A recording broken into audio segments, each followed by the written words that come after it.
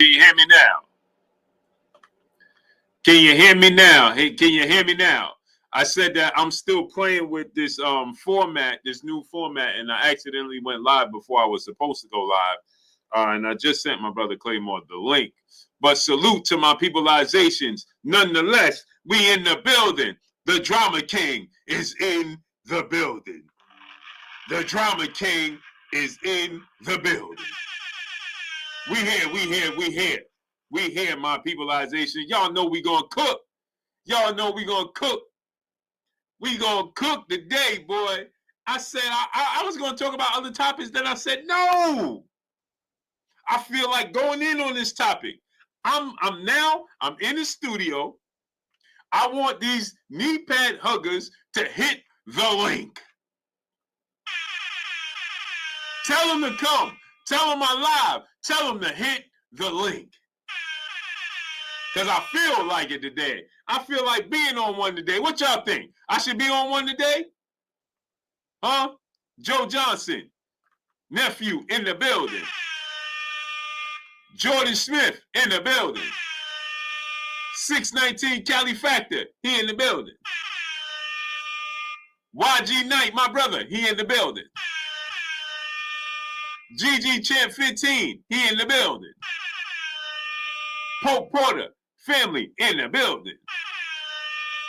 Giovanni Walker, he in the building. King Brian, he in the building. DJ 804, he in the building. Stephen Elder Mack, he in the building. Carlos Fernando, he in the building. Anthony X in the building. Marco Bolivia in the building. Bird Click in the building. Keith Taylor, he in the building. Judah 773, he in the building. C Bus, he in the building. G Money, he in the building. Just Being E in the building. My brother 8 is in the building. Race Pacer, he in the building. Giovanni Walker, he in the building. Who else we got? Big Billio in the building. G Money 71 in the building. Kevin Sapp, he in the building. Who else we got? Who else we got? Who else we got? Brother James is in the building. Pancho Villa is in the building. Who else we got? Who else we got? The Queen, Tay Brown. Salute to the 11520. She's in the building, people. Blessings, Queen. D-Rail 612, he in the building. Bori in the building. Who else we got? Who else we got in the building, people? The beautiful Queen Kiki. She's in the building, people. Q Breeze, he in the building. Country Q Deuce 5, he in the building. Selective Styles is in the building. Jerron Smith is in the building. Binding Boxing is in the building. Official Everything, brothers in the building. Jeff Slaughter in the building. Rude Exposure in the building. Josh Jake in the building. My brother E313, he in the building. Dwight Newman, he in the building.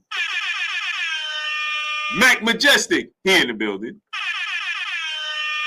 Nephew Kendall Styles, he in the building. Who else we got?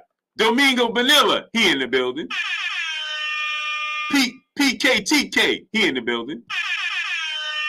James Brown in the building. Who else we got? Who else we got? My brother, Round One Sports Talk, he's in the building.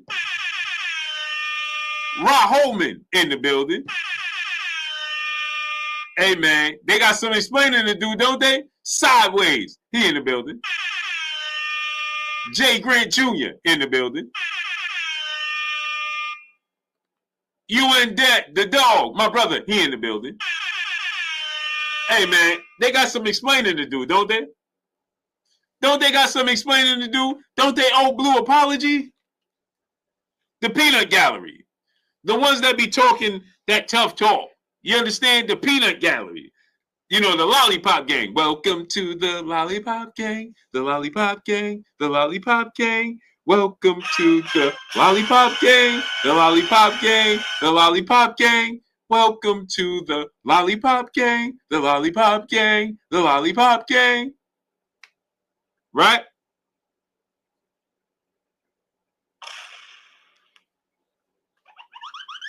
Don't they got some explaining to do? Triple X, what's up, family? Joseph Ellis, what's up, family? Don't they got some explaining to do? Mr. Big Play Bray, what's up? Now, when I told y'all that this fight was coming down the pipeline, right? They told you that's not true.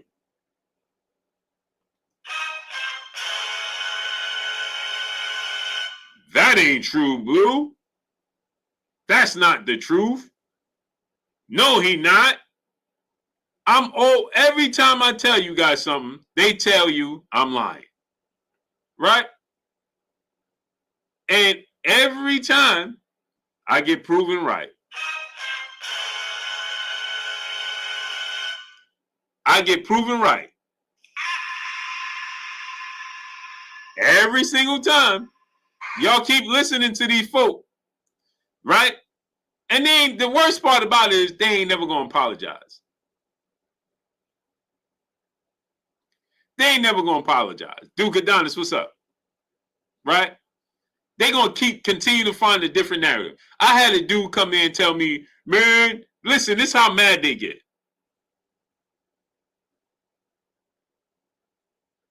This is how mad they get.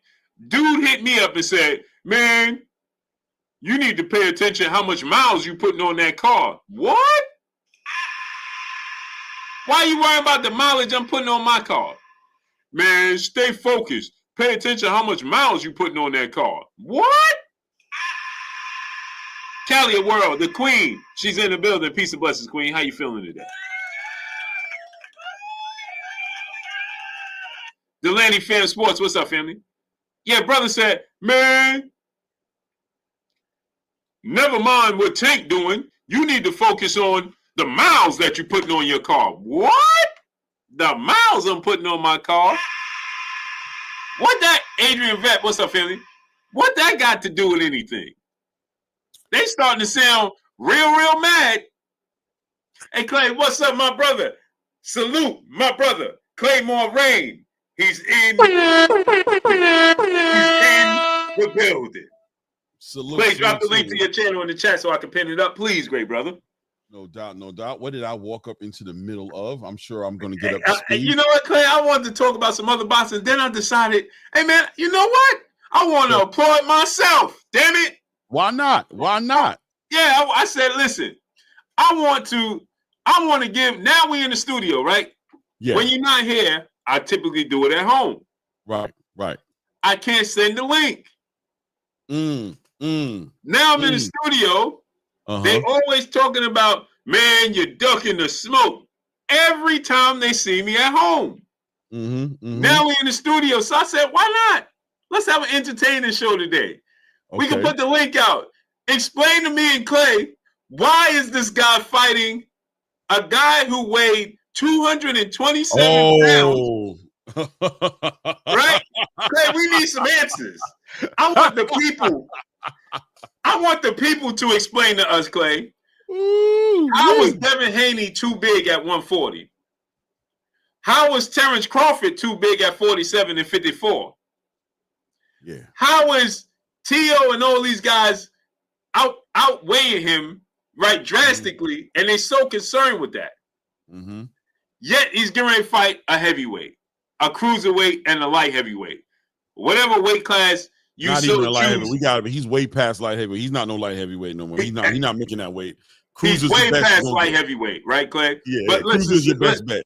let's just say, let's give him the benefit of the doubt and say he's gonna go to light heavyweight, 175. 175. Right? He can go for it. He can make it Yeah, happen. he can make that happen, right? Yeah. For the right price. Discipline, baby. Discipline. Jake is disciplined. He'll get it done. You know what I mean? He's a professional. Right. Kiki, peace and blessings, Queen. A professional at all times. You know what I'm saying? If he signs the paper, I expect him to be there at 175. Right. He gonna be there. Right. The beautiful Queen Cameron Fields, she's in the building. Salute, Cameron. Blessings, Queen. So I said, Clay, let's have a little fun today. Why not? Yeah. Right? We're going to invite the people to come tell us one at a time. Somebody got to explain to us. Because what weight class? Now, first, Clay, they told me that I was lying. Right? It wasn't Jake Paul. He ain't fighting Jake Paul. First, I lied when I told you the Tank team hit me up and they said he's going to fight the rematch with Lamont Roach in June. That was a lie. Right? That was a lie. Yep. Until Mike Coppinger and the rest of the world come out, Dan Raphael, the rematch is going to be June 21st. Now all of a sudden, they're going to rematch. Wait a minute. I told you that. I've been told you that. Right. You said I was lying. I ain't make it up. Then I told you that Jake Paul was going to be the chosen opponent with Isaac Cruz as the plan B. Right? If the Jake Paul fight happened to fall through, Isaac Cruz was going to be the plan B. Right? Initially. Now, I told you guys, and I said this, right, Clay? Initially, I was told it was going to be Isaac Cruz. Right. But then they told me, wait, Blue, after I did the video, they said, wait, Blue, we misspoke. We didn't give you the whole thing. It's Jake Paul is the A opponent. Right. As Isaac Cruz as plan B. And then I did a video after that, and I said, correction, Jake Paul is going to be the main target, and if it falls through, they'll go with Isaac Cruz. Right. Well, I got people in my inbox, Clay. Well, you said it was going to be Isaac Cruz. Right now, they want to be Captain Literal. Right. You said, we can't believe you. I had 3 people come in, right, Clay? We can't believe you because you said it was Isaac Cruz first. I stand back at him and say, you said he was going to fight Keyshawn and Shakur. You said he was going to fight somebody from the list. You said, what happened to all that? It just gets super weird, right? But I told him, right, Blue, I said y'all was going to end up on this side of the conversation and it was going to be interesting. I said you guys missed out on this side of the conversation that night due to a draw with Lamont Roach, right? That's why I was like, you missed out. You're lucky it didn't happen. But here comes full circle. Jake Paul, he ain't going to buy this tongue for nobody. He going to promote that business, that MVP promotion business, and now he lets you know. So let me guess. Ain't no problems with him fighting a 220-pound Jake Paul for the money, I guess, right? But like you said, I'll let you get back at it because Devin didn't check the boxes. Devin didn't check the boxes, Clay. You know what I mean? These Ryan, it was no way. Remember when he fought Ryan and he had to catch weight? And they said, well, Ryan, he's supposed to put a catch weight on Ryan. Ryan is too big. Remember that, Clay? Yeah. And he even said it. He even said, listen, I'll be a fool. Remember he said that? I'll be a fool not to put a rehydration and a catch weight on Ryan. He too so big. Right. And to make it worse, Clay, I spoke to my sources again today. And they told me that Jake Paul is insisting that it's a real fight, sanctioned fight on the record. It will count against their record. Of course. So there's no way when people out here trying to say it's going to be an exhibition, it will not be an exhibition, people. It will count against the record, which means, Clay, that we know. Now, real boxing fans know this, right? A 200-pounder can't fight a 135-pounder. No sanction body is going to, no commission is going to sanction that. Right. So he's going to have to go up. He's going to have to go up. Right. To a weight that they can feel comfortable with him fighting that. which means it's going to be well above 135. Right. Because Jake Paul ain't coming nowhere near 147 pounds. No, bro. It's going to be well above 140. It's going to be well above 147. It's going to be somewhere probably about like 154. Maybe, you know what I'm saying? 154. Well, what's your guess, Clay? I'd say 154. Now, hold on. Before you get into that, Clay. Mm-hmm. People, before we start and before we get into it, I need you to take a moment and go subscribe to my brother Claymore Rain channel. The link to his channel is pinned up in the chat. Before we get too deep in the show, I want to say this right now in the beginning. I will have another intermission in the middle and another one at the end. But do me a favor, people, go click the link, subscribe to my brother Claymore Rain channel. The link to his channel is pinned up in the chat. And every now and then he does put the link back in the conversation in the chat.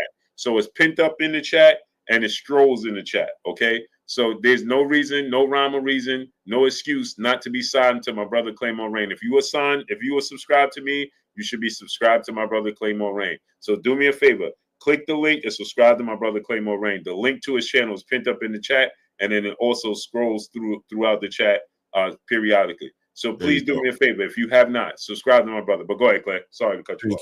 Thank you. Yeah, I mean, I think anything over 154, he's officially a fat dude, right? Like anything over 154, I think Tank is fat. You know what I mean? He starts to compromise his conditioning. He starts to compromise his athleticism, his abilities, I think start to get compromised after 154. I would guess maybe 160. 168, he's a fat dude. He a fat Negro at 160. He eating all the cornbread, eating all the dressing, eating all the, you know what I'm saying, with the extra gravy. At 160, anything over 160 is horrible, bro. I really think 154 is probably the max out for him to make that fight happen. But whatever it is, Blue, I'll tell you this, he ain't coming back. You feel me? Wherever it is that he goes, one thing I believe in my heart is he ain't coming back, bro. 135 is done. 140 is done, bro. He ain't coming back. He's done. He ain't coming back, bro. He ain't coming back. I mean, he can, man. Look, anybody you could, look, right? I mean, it's exercise, right? Stay in the calorie deficit, right? Maybe, OMAD or something. There's things out there. You gotta get him there, but I gotta feel like he's compromising a lot of health, coming down that way and fighting and getting punched on that way. So, I mean, once again, Tank has shown multiple times that he has a foot, maybe even a foot and a half at this point out the door of boxing. He about done, bro. He about done. He don't want to do this no more. He don't want to do this, bro. I think he's done with boxing. I think this is a show, Clay. He's done with boxing. Yeah, he's done. He's wrapping it up. He's done. He's done. He's done. If he follows through with this, if he does this, if this is indeed what he chooses to do, this is definitely the outro. This is definitely the outro. Mm-hmm. You know what I mean? This is the last show. Rod Holman, my brother in the super chat. Much love, family. Salute, Big Drew. I appreciate that, man. He said Tank got his own weight class, tanker weight. Yeah. Tanker weight is going to be for sure when he goes up there. It's going to be tanker weight. Yeah, it's going to be ridiculous. Wow. Cameron Fields, the beautiful queen. She's in the building in the super chat, dropping that dub. Honest in the super chat said blessings to you. Tank fans pull up and make an attempt to advocate for your favorite fighter. Laughing my butt off. Smash the like button. Yeah, Queen. That's why I said why not have some entertainment today? I knew this was coming though, Blue. I knew it was coming.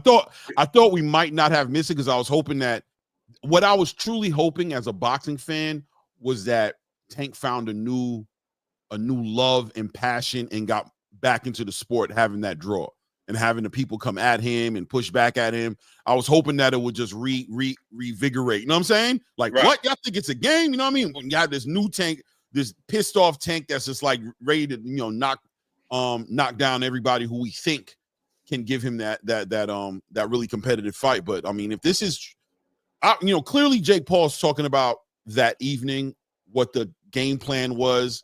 He's talking about what it was. Right. I don't know if he's legitimately saying what it is, right? No, he said, remember, did you hear the whole thing? No, I didn't even hear it. I just heard about it. I didn't even hear what you you didn't hear it. Okay, no. So at the end of it, he said we just waiting for him to get the dub against Lamont Roach, and then we're gonna run it back. Then we're gonna run it. But Jake at the same time has been known to, we'll see. We'll see. It's very possible though, you know what I'm saying? But he also was very confident about Canelo, right? So I don't know, man. But damn it, Tank. And even the Canelo situation, he confirmed the Canelo situation. Canelo confirmed it. It's just that Turkey came in the last moment. Right. Yeah. And remember, I told you that when they announced Amanda Serrano, Katie Taylor, what did I tell you? I said that was supposed to be headlined by Tank and Jake Paul. 100%. That was Amanda and Katie was going to be the co-main event. Mm-hmm. They just continue business as usual because Jake Paul, that's one thing I got to applaud Jake Paul. Because Tank dropped the bag. He didn't want to take money out their pockets. Right. You know what I'm saying? You put on and be like, yo, we just going to wait, so on and so forth. He was like, nah, let's push through with it. And I know this to be true. He was like, yo, let's push through with this. Just make them the headline and try to stack the undercard. You know what I'm saying? As much as possible. He didn't want to cancel the whole card. Right. His focus is once he gets to a certain point where he ain't doing it, he gonna be a promoter. Right. And I said that earlier on the show, right? I said, we can hold Jake Paul accountable when he does things that's weird and hold him accountable for doing what he's doing, but at the same time, we can't be scared to celebrate him for being committed to actually. That's the one thing it is. Like he might do his antics, he might do his spectacle shows, but what he is also doing at the same time is making a lane for women's boxing, putting them on a huge stage and making his own niche in the sport, like affecting and helping the sport be bigger. You got to celebrate him for that. Right. Yeah. That's a fact. Kendall Stowers, nephew in the super chat, dropping that Cinco on the super chat. He said, someone got to get off their knees and explain this to me. One at a time now. Tell them to wipe their mouth first. Yeah. Oh, we gonna put the link. And this is gonna be funny. They ain't gonna hit it. Now, the whole time I'm at my house, and they could clearly see I'm at my house. And salute to my brother Town Biz Sports Entertainment. What up, Town? They'll say, send the link. They know I can't send the link. Send the link. You know I can't send the link. Kiki, peace bless to the queen. She in the super chat, dropping that Cinco on us in the super chat. Much love, always, my beloveds. Peace and blessings to you, queen. Appreciate you. Love my kids. Peace bless to the queen. She's in the super chat, dropping that Cinco on us in the super chat. Appreciate you, queen. Hey, Clay, too. When I sent you link, I couldn't help myself. Start messing around with it again. Next thing you know, it says I'm live. I'm like, bro. Yeah. I'm like, figure it out. I ain't gonna do it. I'm gonna put it on private and mess with it. That way I can see how. Robert Chandler, what's up, family? But yeah, Clay, you know what I'm saying? It's just to me, it's outrageous. That you can do this. You can move up in weight to fight like Town said, a circus fight, right? That's gonna count against your record. Right? But like I said, Clay, he got a built-in excuse, right? Oh man, he too big. Everybody gonna give him a pass if he loses to Jake Paul. Well, Jake Paul was huge. Tank Davis a little guy. They gonna give him a super pass. Ain't no passes, bro. Ain't no passes for that, bro. Because even if ain't no passes, bro. I'm sure they will, maybe. I don't know, but ain't no passes because putting yourself in that position to be in that type of circus show, to be in that type of side show is diabolical, bro. And whatever comes of it, you're gonna be held for doing that. You're gonna be held accountable for doing whatever comes of it is what comes of it, bro. Like I'm not trying to hear none of that, bro. I mean, look, it's over. If he does this, it's over, right? And the truth is, if we're going to be serious about it, he walks away from the sport. He leaves the sport. He makes his biggest bag, his biggest amount of money, and quite frankly, his legacy may be brought down and summed up very quickly with a Jake Paul fight, right? It may be everything he did culminated to this fight, and it's going to be something that it's going to show clearly that he doesn't care about legacy, that he cares about paydays. And I don't know how you move on from that. And like I told you guys from that night when that draw happened, and we heard that Jake Paul was the one in the back of the locker room, and that he came into the building, and that the game plan was for him to walk into the ring. He was about to make a fool of you guys who sat here for the past 5 to 10 years, pushing these narratives, attacking everybody who's asking and pressing and holding him accountable to fight the best out there. It's going to make y'all look like fools. And if he does this, I'm sorry. It's going to make y'all look horrible. It's going to make y'all look crazy. It's going to show that he has no regard for his fan base. That's what I said. He exposed his fan base and these YouTubers that's out here defending him. He exposed them. Yeah, all the people who said we don't care who he fights, we just want to watch him fight. This is your creation. Exactly. This is what you did. This is what you produced. I mean, I was listening to my brother Champside earlier, right? I was going back and forth between you and Champside, right? And Champside had a caller on. Dude name is Mr. Kappa, whatever his name is. And this dude was on there talking about, man, I don't care who Tank fight. I support. Like, it just sounds so ridiculous. Right. Like, AK Crowder, what's up, family? Sakari San Francisco, what's up, family? Clay Hollywood Leon, what's up? He said, where your computer at? I'm on my computer. Robert Chandler, what's up? Blunt Sports, what's up? Oh, I'm putting the link in there. I dare y'all to hit the link today. I dare you. It's gonna be embarrassing to hear you guys do this. I just want to hear the side shows, Clay. I told you already, and I'm giving y'all a heads up. I'm aware of Francis Ngannou and Tyson Fury. I'm aware of Anthony Joshua and Francis Ngannou. I'm aware of Floyd Mayweather and Conor McGregor. And I'm gonna tell you right now, there's clearly a big difference as to what they did. Right? We're talking about undisputed, a fighter who went for undisputed in Tyson Fury. We're talking about Anthony Joshua, who was a unified champion, heavyweight champion, who done fought, everybody damn near. You know what I'm saying? And we're talking about Floyd Mayweather. So we're not talking. That's not Gervonta Tank Davis. Okay. And Floyd Mayweather was. People try to compare it. That's what's bizarre. Floyd Mayweather, 45 years old. Donnie D, 1954. Triple OG. What's up? Yeah. They trying to compare it to Floyd Mayweather. This dude, 45 years old, ain't fighting 8-9 years. How you comparing the two? And Floyd done cleaned up everybody. Everybody, bro. And rematched anybody that there was a question. If there was a question there, he rematched him. Right? When Castillo, y'all, that's what y'all feel like? Let me give it to him again. Oh, Maidana, you feel like that? Boom, gave it to him again. He doubled up on the questions. Wherever there was doubt, he doubled up. There's no comparison, bro. Zero comparison. Total different conversation right now.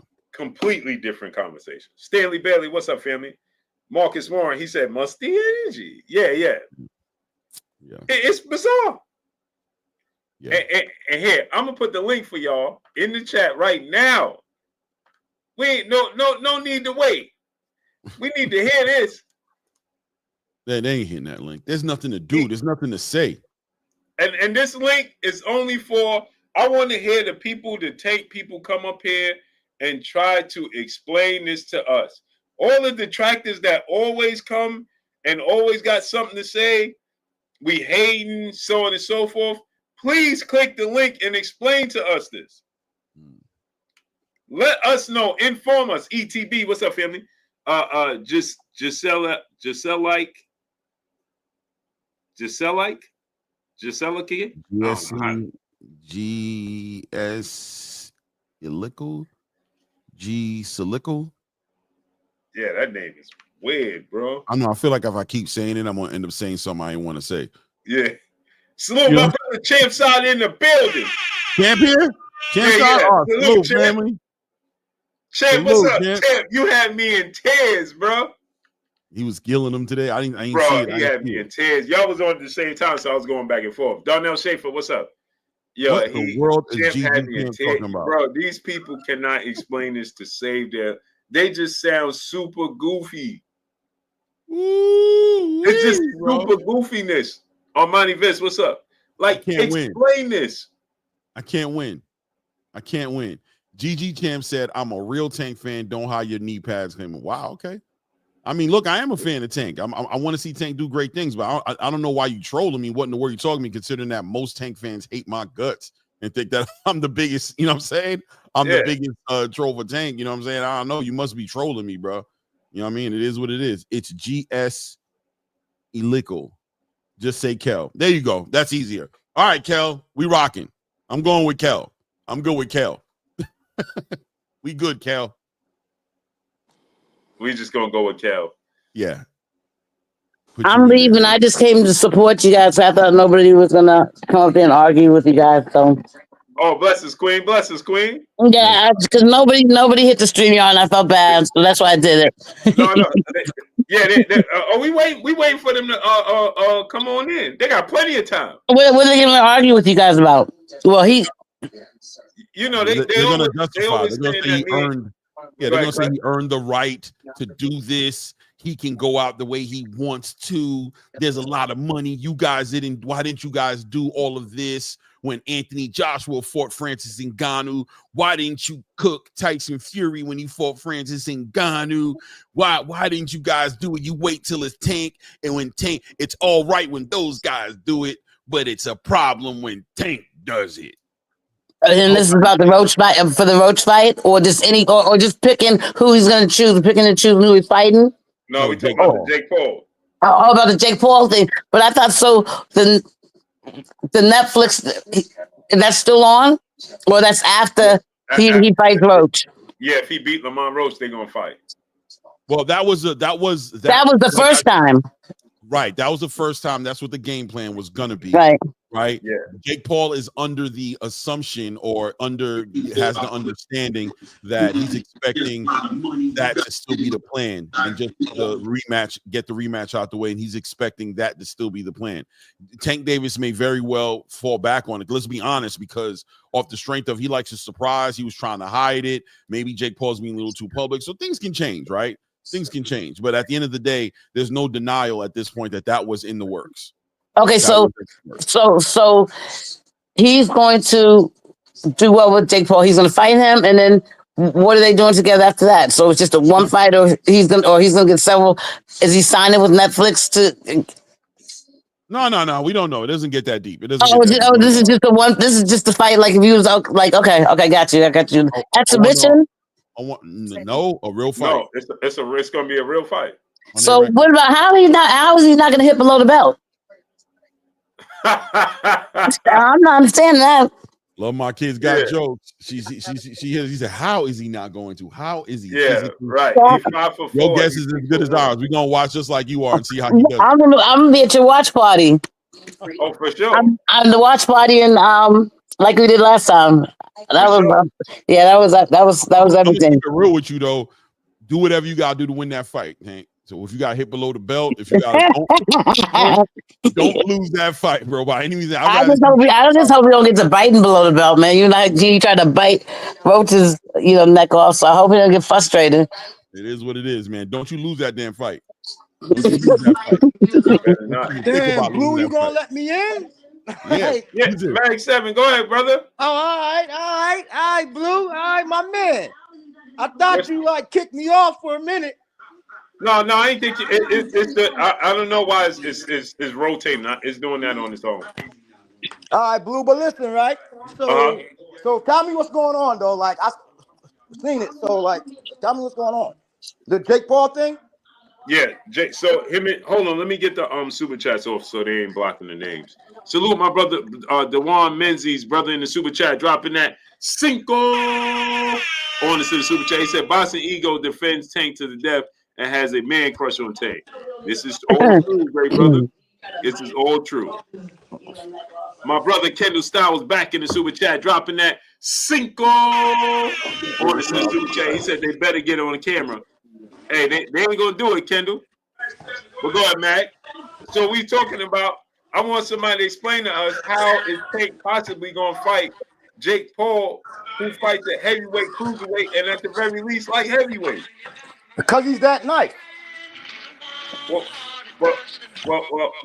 my thing is, if he's that nice, how come he not fighting Devin Haney at 140? Okay, now, there's the thing. Tank told y'all already. Tank told everybody. he told y'all like he's not trying to give these people no clout. Period. Like that's it. Like, come on, y'all know Tank ain't scared of these dudes, man. Come on, man. Let's be real about this. Like how do Tank you know told what people Tank already feels though. like? All you know is that Tank ain't fighting him. That's it. You don't know No, nothing else. You just Tank assuming. told What us you that know is, though. Tank told us that. bruh, He you told don't people that already. But know. You don't know but that that's Mac, the didn't he reason also though. tell you that Devin Haney and Shakur was on his hit list? No, see, Tank, no, see, that's no. He never said No, that? he didn't.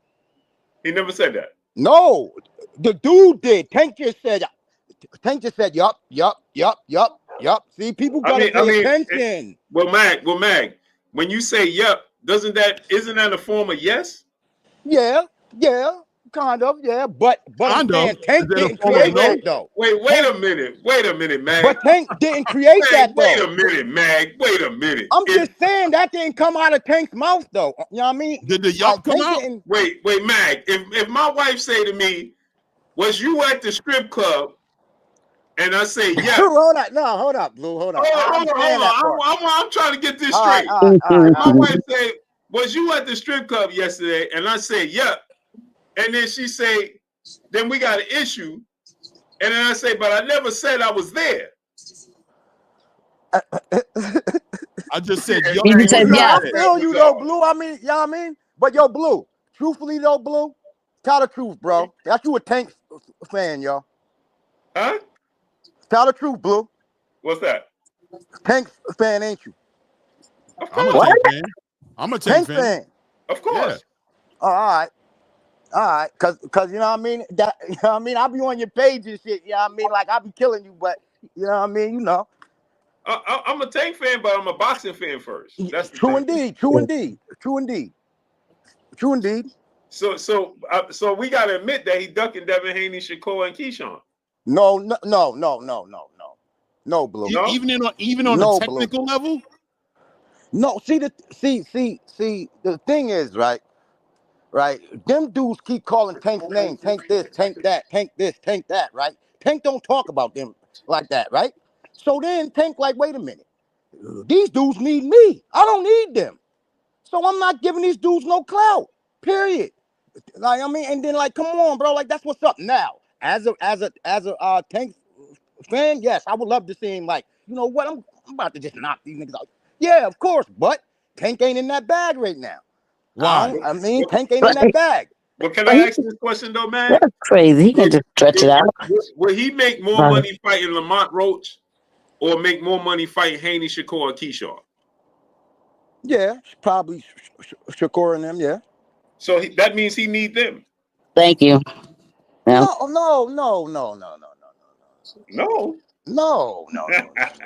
Mag, you know you ain't keeping it 100 right now. How do you feel about the No, Jake that's Paul a good fight? point though, Blue. How I mean, do you like, feel about the Jake Paul fight, Mag? How do you feel about it if it was to happen?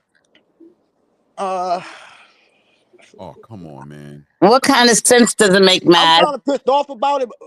I mean, Okay. but I ain't though. You're Because not. man, listen, man, Tank goes through a lot, bro. Like he gets a lot of hate, bro. So like Tank ain't trying to give the Who get boxing more world the hate? thing that they Well, want Mag, because who like get more hate? Shakur and Devin or Tank? Tank. What? Man, come on, Mag. Tank. Stop. Mag, stop, man. You ain't keeping it 100 for me, man. Come. Tank get more hate than Devin Haney? Nah, I don't know. I wish you could remove the fanatic bone in you and just speak unbiasedly, because I think in your mind, maybe I'm wrong, but I think in your mind you're staying on. You know what you sound like?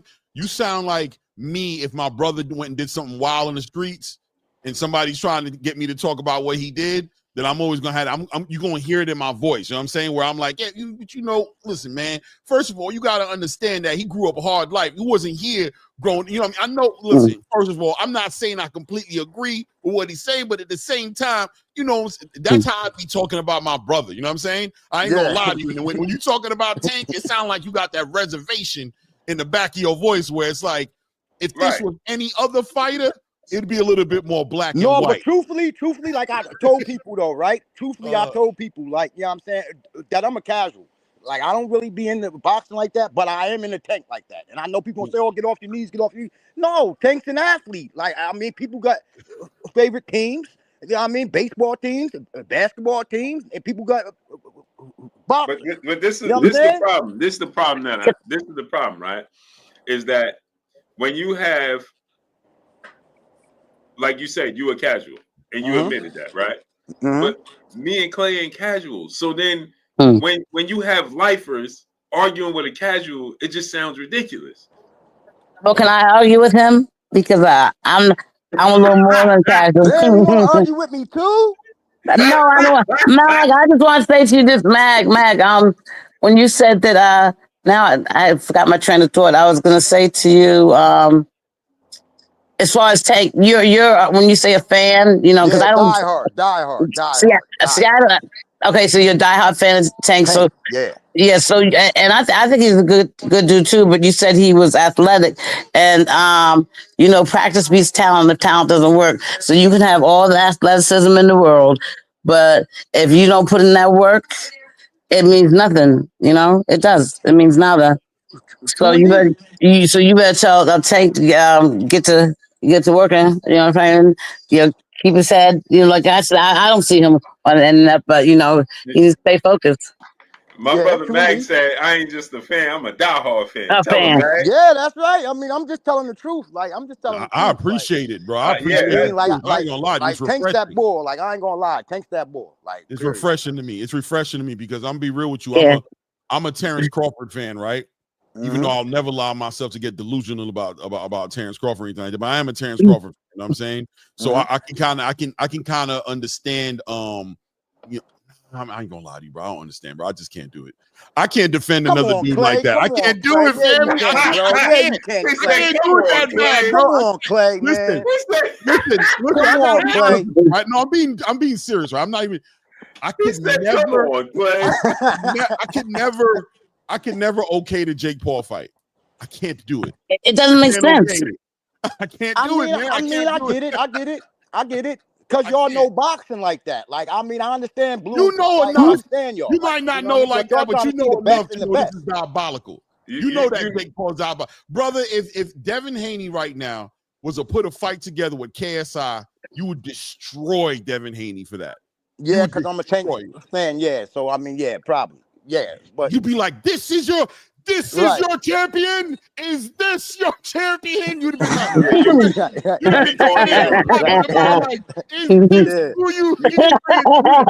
Nah, but I'm just saying, bro. I'll be real with you. Over here, man. Like, that's how it is over here, yo. It's everything over here. Queen, love my kids. I'm gonna put you in the back for a second because okay, see, they're starting already. See what happens? They're starting already. You don't have to put me in the back. I was just a space holder anyway, you guys. No. I don't want you to leave. It's just when I add people, it starts to give me a delay. Go ahead and chop it up with them. I've seen enough of you guys for the past couple hours. I don't want you to leave though. I want you to stay. Okay, I'll stay. Yeah, I'm just gonna put you while I talk, while I add. So no, you're good. You're good. Okay, you're good. Okay, I just want you to know that. I love you guys. Yeah, because it gives me a delay, so I don't want it to have a delay. Okay, Mag, you take over. You handle it. No. Mag, getting ready to get out of here. Mag, you getting out too? You see what they did? If I could Devin Haney's head in his hand like this. No, if I could let everybody stay on without the man, he's gonna give us a 2-on-1. But nah, thanks, Blue and Clay though. Salute, man. If I could bring everybody on without the delay, I would. No, but you're good. But Blue, if you want me to, seriously, I can. I'm just gonna put you in the back for a second. Okay. All right, Mag, I appreciate you, bro. All right, y'all. All right, shut up, Mag. Peace. Kente. Ain't no Kente, this your brother. What's goody, family? What's good with you? I'm just a squirrel in your world. So listen to me. I want to answer your question for you. Now, we all know the fight is for money. Hey, how you gonna put your whole name up there like that? Man, leave me alone. That's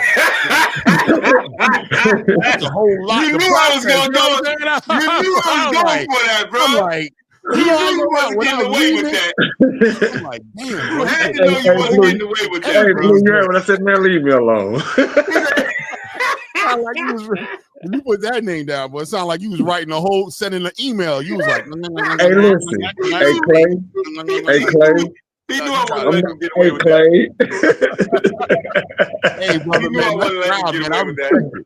I respect it, bro. I ain't gonna lie. I respect it, period, Hey, bro. salute to both of you guys. You know I love you brothers, man. But listen, I just want to answer your question, Blue. We know it's about money, but at the same time, if Tank Davis can stay on the outside for at least 8 to 9 rounds without getting caught, I can see him pulling it off. Oh, 1,000%. Yeah. He's not allowed to lose this fight, Ken. He's not allowed to. And You know what I'm saying? So we're not even entertaining that. And this ain't about him surviving. He's supposed to. He got to win this fight, bro. Ain't no way out of that, bro. You ain't going in there losing that fight. Right. Because this better be Floyd Mayweather and Logan part 2. That's what it's gonna be. Right. Because this is the thing, right? Right. I actually expect Tank to win. You know what I'm saying, regardless of the weight class, because I think his power is still going to travel. You know what I'm saying? He's still going to be explosive, and Jake is still a novice. Like Jake he gonna make mistakes. Now I don't know, and Tank know how to go to the body very, very well. Right. Unless they got something in the contract where it's like, you know what I'm saying, some merry-go-round nonsense where, bro, don't. Because, man, listen, his trunk is going to be wide open for Tank to deliver and put packages in. Pause. You know what I'm saying? But yeah. Pause. No diddy. Right. He swing wild with a hook, and because Jacob he put his weight over his feet at times. You know what I'm saying? He'll swing wild with his hook. Tank he gonna see. And Jake gonna be so slow to Tank, it's gonna be ridiculous. Right. Because he's used to fighting small, fast guys. You know what I'm saying? So when he get in there, so who said this? I don't want to say it was Terrence Crawford. Was it? It was somebody recently and was like, they fought a bigger guy and they was like, damn, bro had a lot of power. Was it Roy Jones? It was somebody, and they was like, dude had a lot of power. He was like, but I was so surprised how slow they are.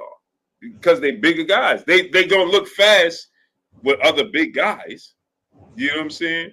Right. But when you in there with a small guy, was it Boots? Somebody recently was like, they was in there with like a heavyweight, light heavyweight, something of that magnitude. And they was like, bro, they so slow. Now they gonna look fast amongst their peers. You know what I'm saying? But when you in there with a middleweight down, once they start venturing up, they gonna see all the punches. It's just about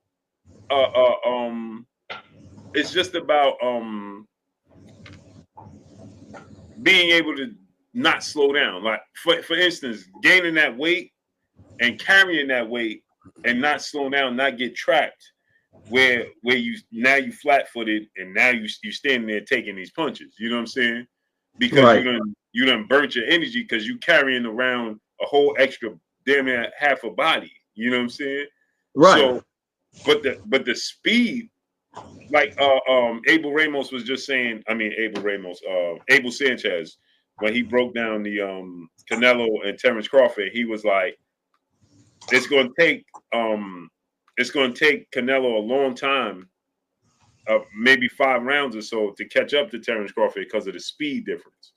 You know what I'm saying? Okay. And he said that, he said the same thing. He said when we fought Kell Brook as Triple G trainer, he was like, the speed difference was so evident in the first couple of rounds, it was uncomfortable for Triple G. But the thing is, gaining that weight, it's like, this dude, he can't keep that up for 12 rounds. Right. You know what I'm saying? Like Roy Jones did with John Ruiz. I know you. Exactly. If I come in, and when you watch that fight, and I tell people watch that fight, right? There was times when Roy Jones was slowing down, like, Right. Like, John was getting closer and closer and closer because it's like Right. with a bodysuit on. You know what I'm saying? Like, right. But when you're such a superior athlete like Roy and Floyd and Sugar Ray Leonard, you know what I'm saying? Like, you can tend to get away. You can do things to deter them from continuously pressuring you. You know what I'm saying? Oh, absolutely. The thing with Tank is with this is that for it to be a real fight, it's going to have to be the commission. It's going to have to be a catch weight where the commission actually sanction it. Right. Which means it's going to be think his WBA belt will be on the line if they sanction it? No. But gotcha. It's going to be well above 135. Right. So it won't be able to be on the line because it's above 135. But so let me ask you this to switch topics and so you can get all your other guests up here. I'm not trying to hold y'all too long, but I gotta hear this direct from you and Mr. Clay. Straight up, man. Tell me about this Keyshawn Davis and De Los Santos fight. Who win and does Keyshawn stand directly in front of him? I have to hear from both of you guys. Just let me know. I'll go first, right, Clay? I think Keyshawn is gonna stand in front of him after the fifth round. I expect. I don't know how much ring rust De Los Santos gonna have on him. But in the beginning, Keyshawn is gonna box. He gonna move. You know what I'm saying? Not too much though. Not like Shakur. He gonna do enough. Just to.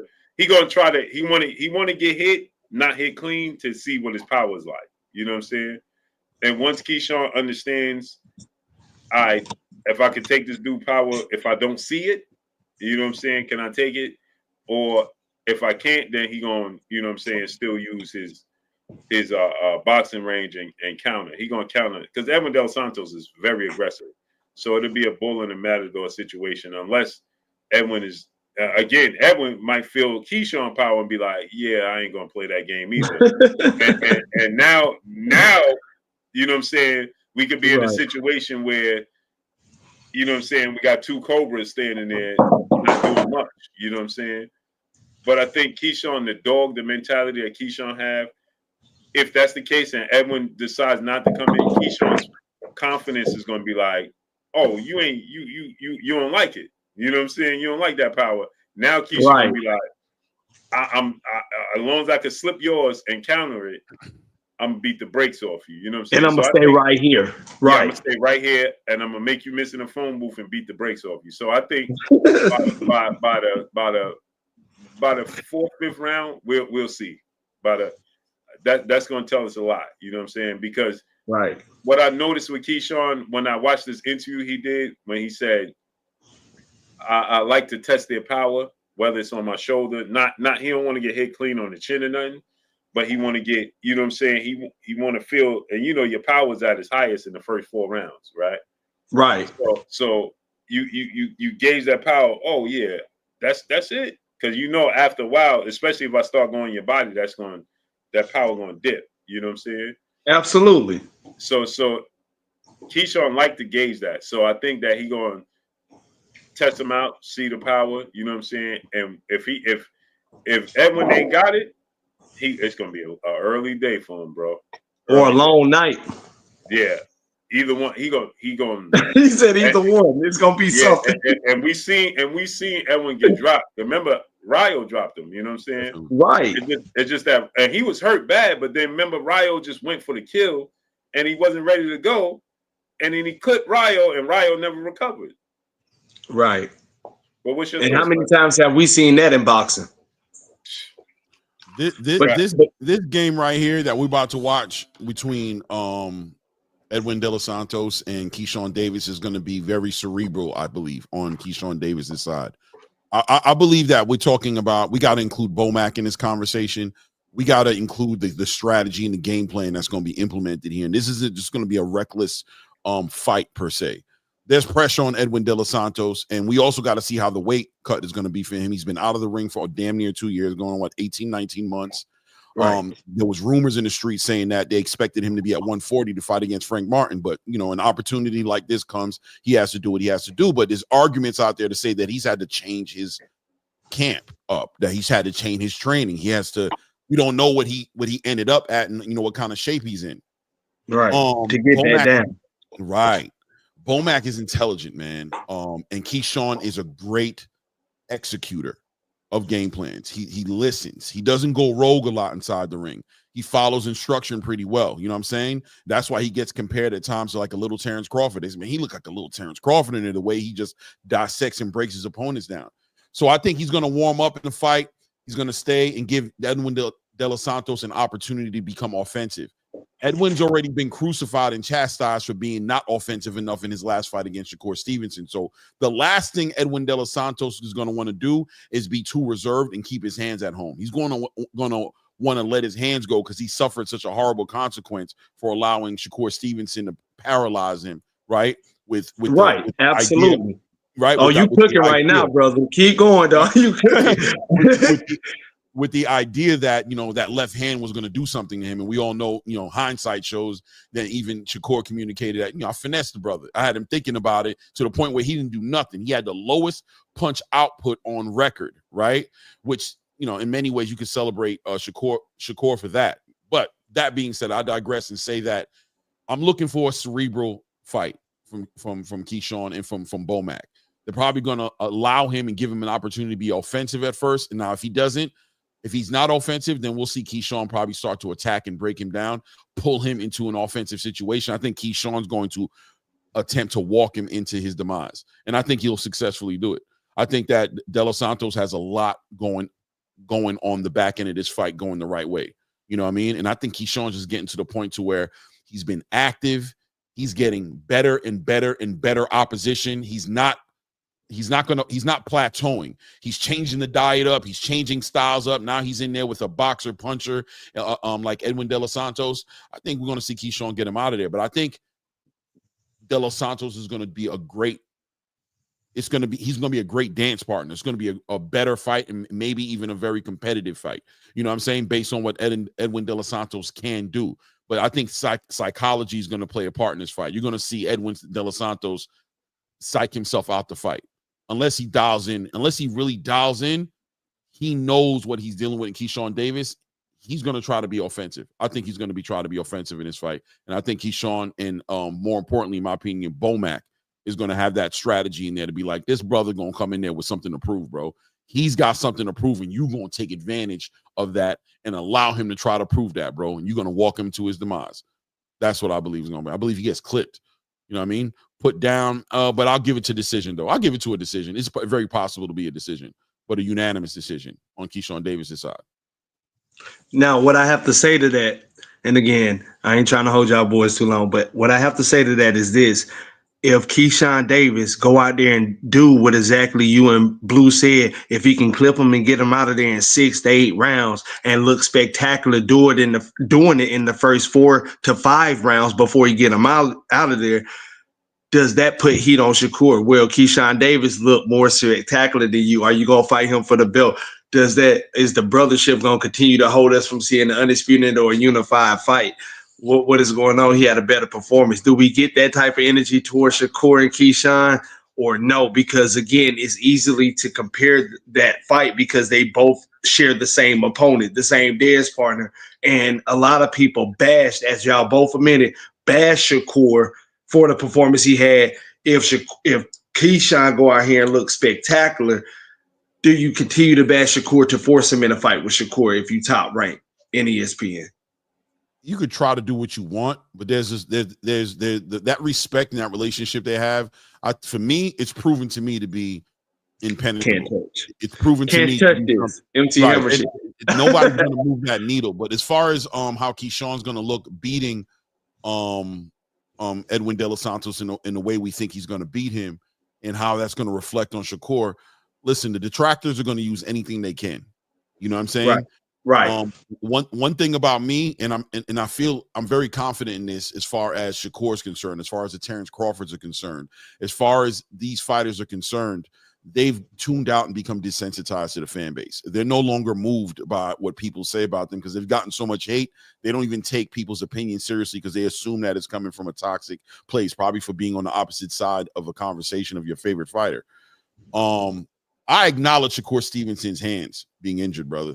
I'm not one of those guys, you know, there's people, there's no excuses. The way he performed, I yeah, there's no excuses as far as his loss is his loss or his win is his win. You know, what I mean, based on the performance. But an injury is an injury, bro.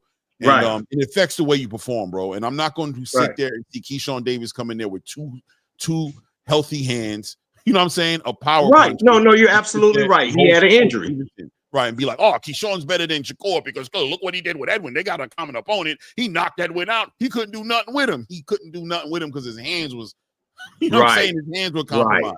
That's where I stand when it comes to that conversation. You know what I mean? That's where I go with it. The only argument is going to be this, right? My argument with that is that this is true. His hands was injured, right? Right. But also, we have to factor in who his hands was injured against. Right, because his hands was injured against Artem Haratinian, his hands was injured against Josh Padley, and that didn't stop him from being aggressive. Because it was the threat that was coming back with the injured hands. Having injured hands against Josh Padley didn't stop him from throwing his hands. Right. His hands was injured. Having injured hands against Artem Haratinian didn't stop him from throwing his hands. Right. His injured hands against Edwin Dos Santos was a different situation because of the threat that Edwin Dos Santos presented as well. Absolutely. You know so absolutely, that's the pushback that people could be like, because he clearly showed us that his hands was toe up against Artem and it was toe up against. He had the surgery after Artem, right? And then again, we seen him clearly, visibly, even more so than the Edwin fight when he hit Josh Padley. He immediately was like, "Oh." Right, he didn't even do that with Edwin. You know what I'm saying? Like, we didn't even realize his hands was injured until like we was guessing. Like, is his left hand hurt? Yeah, like, something wrong. He's not throwing it. Right. Yeah, like he just stopped throwing it against Edwin. Right, so it was like it was a guessing game, and then every now and then he would let it go. What Josh Padley, we seen him grimace both hands every time he did it. He was grimacing and shaking them. You know what I'm saying? Right. But he stood in the pocket and stopped them. And that's because it's the threat. I agree. I think the threat was the threat. I think Edwin De Los Santos was a threat, and it's going to affect the game plan. And exposing himself as getting hurt or being hurt in that fight would have had Edwin De Los Santos open up the floodgates. It would have been a very hard night for him to deal with. But I also feel like Shakur went into that fight with an injury that he almost considered pulling out of that fight, but didn't do it, right? Like he got injured. With the Padley fight, it seemed like he got injured in the fight, right? Like it started to hurt him in the fight, like getting the hands together. And with the Haratunian fight, the hands just wasn't healed, right? The surgery needed to happen. So either way, throughout the whole entire process between Haratunian from what did he hurt his hand? Was it the Haratunian? No. Was it the Haratunian fight? No, from the Edwin De Los Santos to Haratunian all the way into the Josh Padley fight, he's been nursing and dealing with injured hands. So I'm not going to compare him to Keyshawn got healthy hands. You know what I'm saying? So is he better? No, in my opinion, he's not better because of them having a common opponent and Keyshawn being able to perform better against a common opponent. But is Keyshawn Davis the bigger threat and one of the most dangerous fighters in 135 pounds? Is he even maybe more dangerous probably than Shakur Stevenson based on that fight? I think so, yes. But I think that's a physical restriction, a handicap that we're dealing with. Absolutely. And Clay, we can't look past the fact that he's ranked number 3 in that division. So yes, he's one of the best. So I mean, just give it up to him. And again, I don't want to take too much of y'all time. Blue, Clay, thank you for everything. I'm gonna holler at you guys soon. Appreciate you, Ken. No doubt. No doubt. Salute, man. Salute to Dewan Menzies, brother, back in the super chat. He said Tank is Henry Armstrong. Come on. All right. Dewan T, brother in the super chat, dropping that Cinco on the super chat. Tell him Tank is absolutely scared to lose and be a meme. He said it himself. These dudes will deny what's directly in front of them. That's what he said. Like he don't want to be a meme, that he don't want to be embarrassed. Isaiah Williams, brother in the super chat, dropping that Cinco on the super chat. Tank said it's some names I gotta get. That's what he said. He also said, you name him. I don't want to give him no energy. And the dude named him, and he said, yep. And when it got to a fighter that he did not want to fight, Teofimo Lopez, he said no. When it got to specific fighters that he had no interest in, he said no. So yeah, he told you Shakur Stevenson, yep. Devin Haney, yep. Ryan Garcia, I want to run it back with him, right? Lomachenko, yep. As a matter of fact, he said Devin Haney, he said yep. He said Lomachenko, he said yep. He said Teofimo Lopez, he said no, not really. And he said, who else? Am I leaving somebody out? He said, yeah, you left out one person. He said, what person? He said, you know his name. He said, oh, Shakur. And he said, yep. So what are we talking about? He made sure he made it clear he had this list of fighters that he had to get. Warrior Class the third brother in the super chat dropping that half a dub. Honest in the super chat. He says, salute Blue and Claymore. Come on, Mag. We got to put pressure on you like Clubber Lang because you know Tank is not fighting against the best. Django and the D is silent. And the D is silent. My brother Ace Dub is in the building. What's up, Billy? What's good? What's good, Ace Dub? How you doing, man?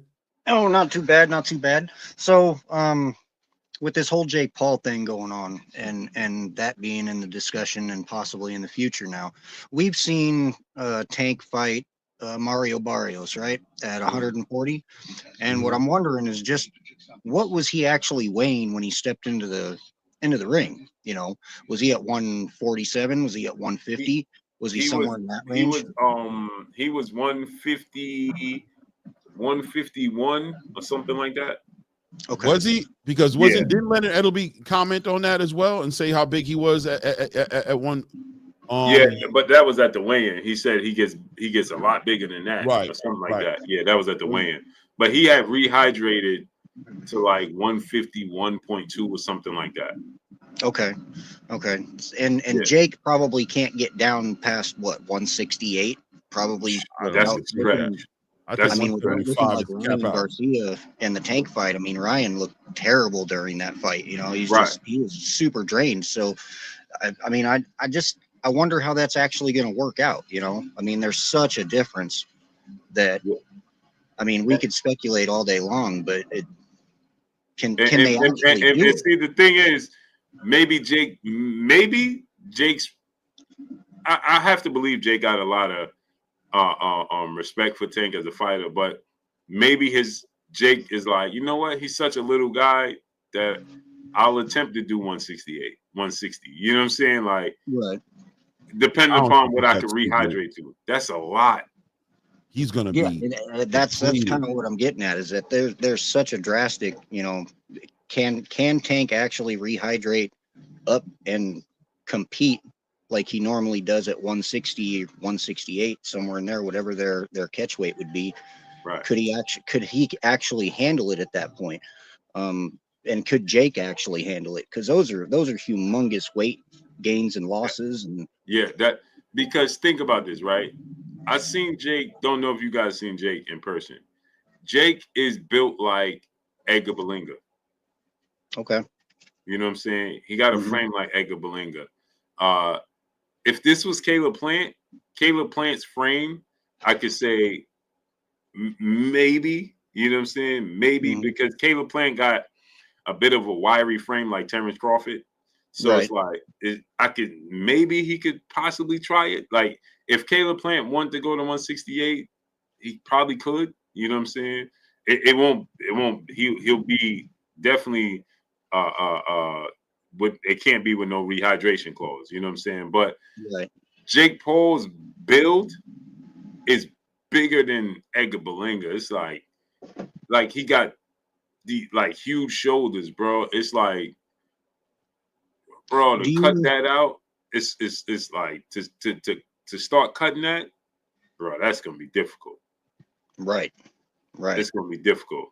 Now I did see when he fought Mike Tyson, he had water weight, right? Because I never seen him with that water weight around his midsection. So he had a lot of water weight when he went up.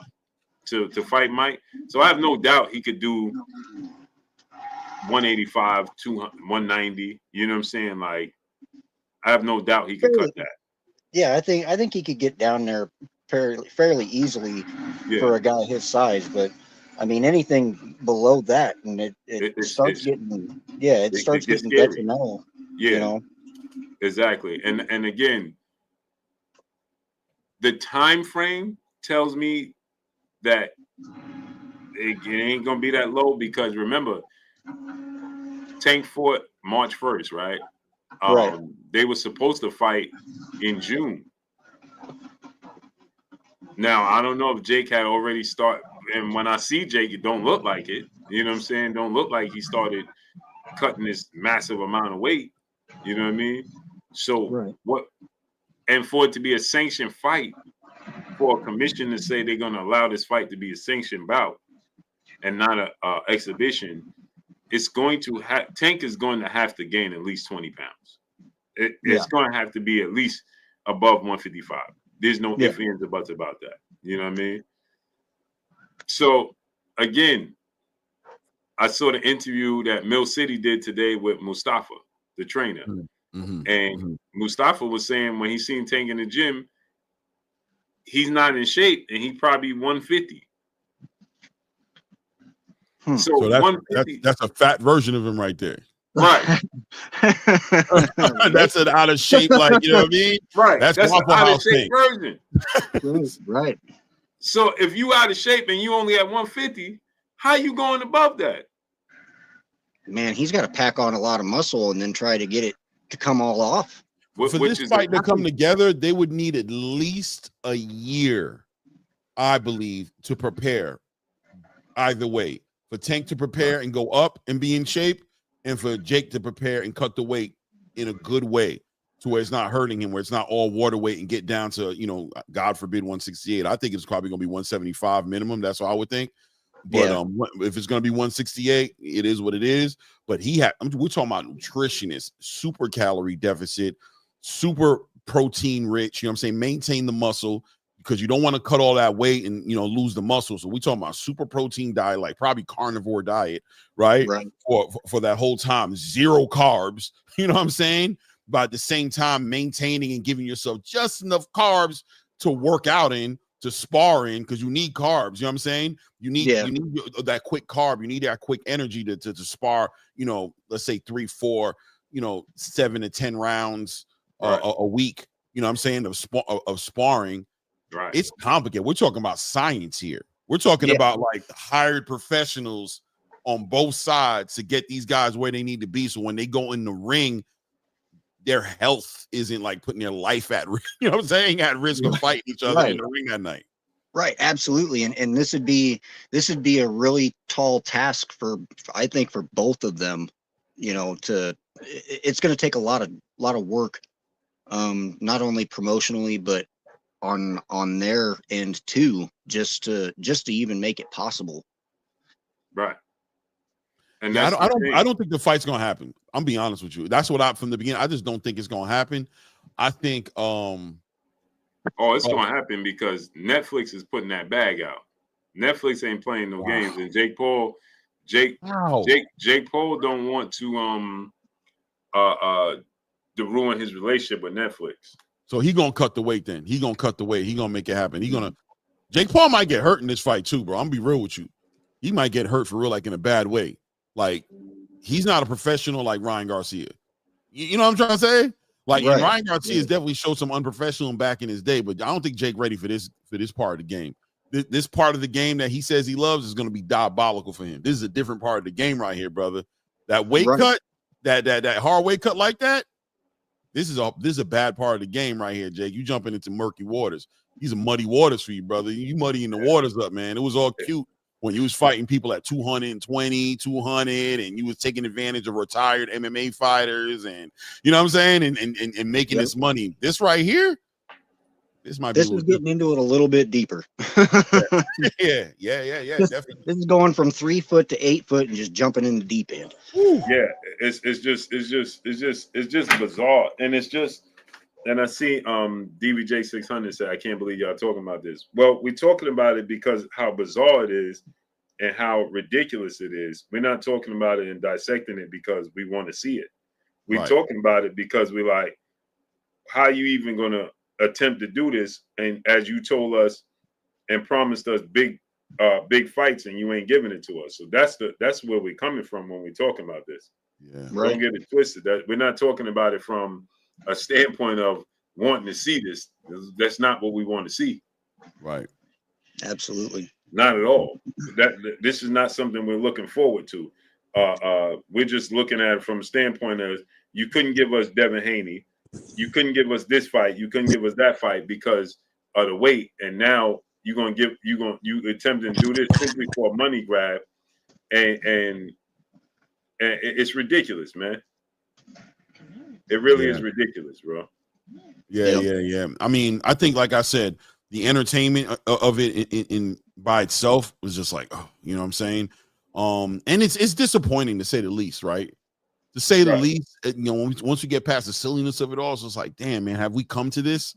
Is this where we at for real now? After this whole journey of like, because everybody just wanted to see him fight the good fights. We just want to see him for a couple of good fights. All the pushback, all the arguing, all the toxic conversations that are happening between Tank fans and everybody in the world, and the things that I've seen on channels, the disrespect between men on channels over this topic, for it to culminate to this point where we might actually be seeing Jake Paul versus Tank is just like, damn, bro, this got out of hand. And like I said, all you fans who say you don't care who he fights, you just want to see him fight. That's stupid. This is your little baby right here. This is your little love baby right here. This is what happened. Well, the thing is, right? It's just diabolical because we got to say he scammed the sport. That's what it starts to sound like. It feel like that's what it starts to feel like. Yeah, you scammed the sport, bro. You know what I'm saying? You was never in it. You was never in it to give us. I mean, and the worst part about it, Clay, is you was right from the beginning. You kept saying, hey, he's telling us who he is. We just need to believe him. Yeah. Right. But you know what? I think you guys really need to look at the fact that everybody he had around him or still has around him, or I don't know what's dismantled, were the same people, you know, from the time he started 8. And he's not that person anymore. So that means just like any business or anything like that, you have to either, you know, remove them all or find people that work with who he is now. Because I think like I will stand on this, on everything I love, you know, just I raised 2 boys and they, you know, AAU, everything's always sports, and 2 daughters and they were in sports. And I just believe that, you know, the energy, I'm an energy person that you have around you. And, you know, the support system, you have to have a good support system.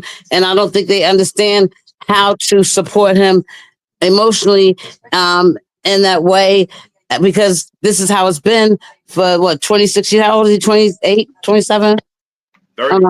The kid is 30. 30. Oh, 30, my bad. I'm sorry. Yeah, my bad. He's my age, 30. And just so y'all know, the Queen's son literally plays in the NFL. Literally. And that's what's up. Oh, hell yeah. That's awesome. The fact Literally. that I feel The like faker. And I seen him. I seen him too. She showed me. They got news clips and everything. Blessings to you, Queen. Thank you. But I look, and the only reason I let you guys see, look, Clay, remember yesterday I said, I told Blue I look a mess because I cut my hair with the clippers for the first time, and it's a bunch back here. It's real big in the back because I couldn't see. Look, I just did it yesterday. Look at the patches. It's bad. But I really do believe that seriously, you guys, he needs that nurturing. He's lacking so much in Clay. I know you said the mother thing with me, but that's so important. You know what I'm saying? He's lacking something. I don't think it's so much he doesn't have the passion or the love for the sport. I think he's going to a different chapter of his life, and he doesn't know where he's going. You know, the guidance is different. And I'm glad you said that, right, Queen? Because remember, he did that interview and he said that what really motivated him to stay in the sport of boxing was when he won and was successful, how proud Calvin was of him. And he always wanted a father figure just be proud of him. You know what I'm saying? Be like, where you go. So that in itself tells us a lot. You know what I'm saying? Like he's not in the sport. You know what I'm saying? He's just in the sport for the cheers. Like we know he don't want to get embarrassed because he's in it for the cheers and the pats on the back. But how long ago? But when he was, let me ask you this: how long do you think he's been in it for the chairs? I think his whole life, because I think that he's dealing with the trauma. Okay, I got you. No, I got you. That makes sense. That makes a lot of sense. Yeah, the absence. It does. It's everybody's different, but it's that's what he needed in his, especially growing up in Baltimore. You know how Baltimore is. Yeah, exactly. Especially the way he grew up in Baltimore. He grew up in a very I mean, not to get all Dr. Phil on him, but without a doubt, in my opinion, just watching, it's just like he's had a lot of people close to him turn on him. People desert him and leave him. And, when you get into a situation, he always speaks about, what attracted him to boxing. You know what I'm saying? It wasn't the legacy. He didn't see Sugar Ray Leonard and say, I want to be like Sugar Ray Leonard. It was the father energy. The father figure that support that Calvin specifically was giving him, right? And he loved the way Calvin celebrated him when he did good in the gym, right? He loved that feeling of the way Calvin and them would act around him when he won. And I think that might bleed into a lot of the, fear of loss, the disappointment and, watching fans turn on you, right. That makes a lot. Yeah, that makes 100%. But keep going. Fighters feel like that though. They don't want to lose. This is his story. You don't think Devin feel like that for Bill? Like, I don't want to lose. This is different, Bill. Look, understand this kid, right? And I want to say this kid, right? But we say kid because that's all. Yeah. And I'm speaking towards a chapter in his life more than anything. So I'm going to say kid in that respect, right? Like we're speaking about a child who's, I don't want to talk about his business, but he's put it out there. Mothers on drugs, right? Going to foster homes, right? Because he was out in the streets when Calvin found him, right? He was moving around. Yeah, he was very young and what I'm saying, displaced and dealing with a lot of that. And then you find this gym and this father figure in Calvin who provides security and somewhere for you to be during the day. You don't know what he's running from when he's in the gym. Not only running from like abuse only, but also just the destitute that's outside, meals, somebody at the house, violence, domestic violence in the community. He found security, safe haven inside of that safe haven, exactly inside of that building. And this is what he embraced and he's held on to. Now he's got a lot of money. He's doing what he wants to do, and everybody's kind of like slowly becoming vultures. Everybody needs something, wants something. He's providing for all these people, and he's trying to do what he can. But now you see he's to the point now to where he's isolating himself and insulating himself from the same people who loved on him, who have turned into like needy people with their own agendas and their own things that they need to put together. And he's starting to feel a need to be more loyal to himself and loyal to his children that he's made. And try to shake some of this toxic energy that's hurting his brain and causing him to like have failed relationships with women. And he's scared that he's going to pass it down to his children. So he's getting to a moment of truth, or like Jay said, he's having a moment of clarity. Okay, and it's conflicted. Hold on. It's conflicting with his boxing because he doesn't know how it's going to affect it. He doesn't know when he starts addressing all these situations, how it's going to affect the fight game, and he don't want to lose. So he's weighing all this out. And then he has us out here arguing amongst ourselves and attacking each other, you know what I'm saying? Or him, it's a big gumbo of just like emotional, like an emotional mess and a roller coaster for him that at this point, he's just like, let me get my bag and let me get up out of here while I still can, because I know these guys are all temporary. They're only here because I'm giving them what they want. As soon as I'm not able to do that, they're going to turn on me. So he's kind of like already breaking up with us before we break up with him.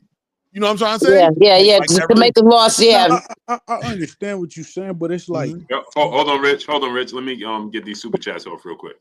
Salute to official Hayes, brother in the super chat, dropping that Cinco on the super chat. He says, salute Blue and Clay. I just want to note that this potential fight negotiation proves that Tank never wanted to fight Devin. I agreed. That's what I was saying.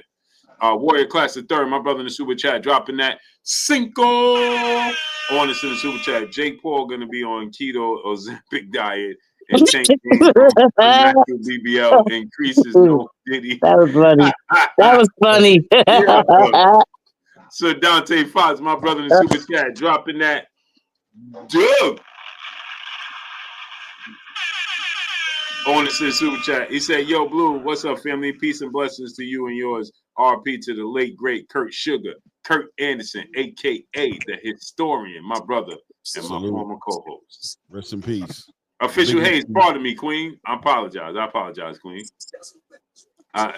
Hey, I can't see that well, and I can't read that well, Queen. So I apologize. but what I was gonna say, like Clay, like your favorite fighter Bud's story is similar in that situation where he had Bomac kind of step up and be a father figure for him in a way. You know what I mean? Him and his mom kind of had a strange relationship to where she was paying kids in the neighborhood to fight him and stuff. It probably wasn't to that degree as Tank, but sort of similar. It ain't, man. It ain't, because he had his father. His father was in the military. He had something, like he lived a hard life too, and we all have our cross to bear. So I don't like to compare him one to another, because even on the strength of that, Terrence may have been a mentally stronger person. People are allowed to be weak, man. Some people just aren't as strong as other people. They're not. Everybody's built differently. Yeah, man. I mean, that could be the case. I was gonna say, I mean, that could just be the case, because it's like it's always somebody who been through worse, and they still. But you know what? Can I just? I don't mean more. It's like he just satisfied with.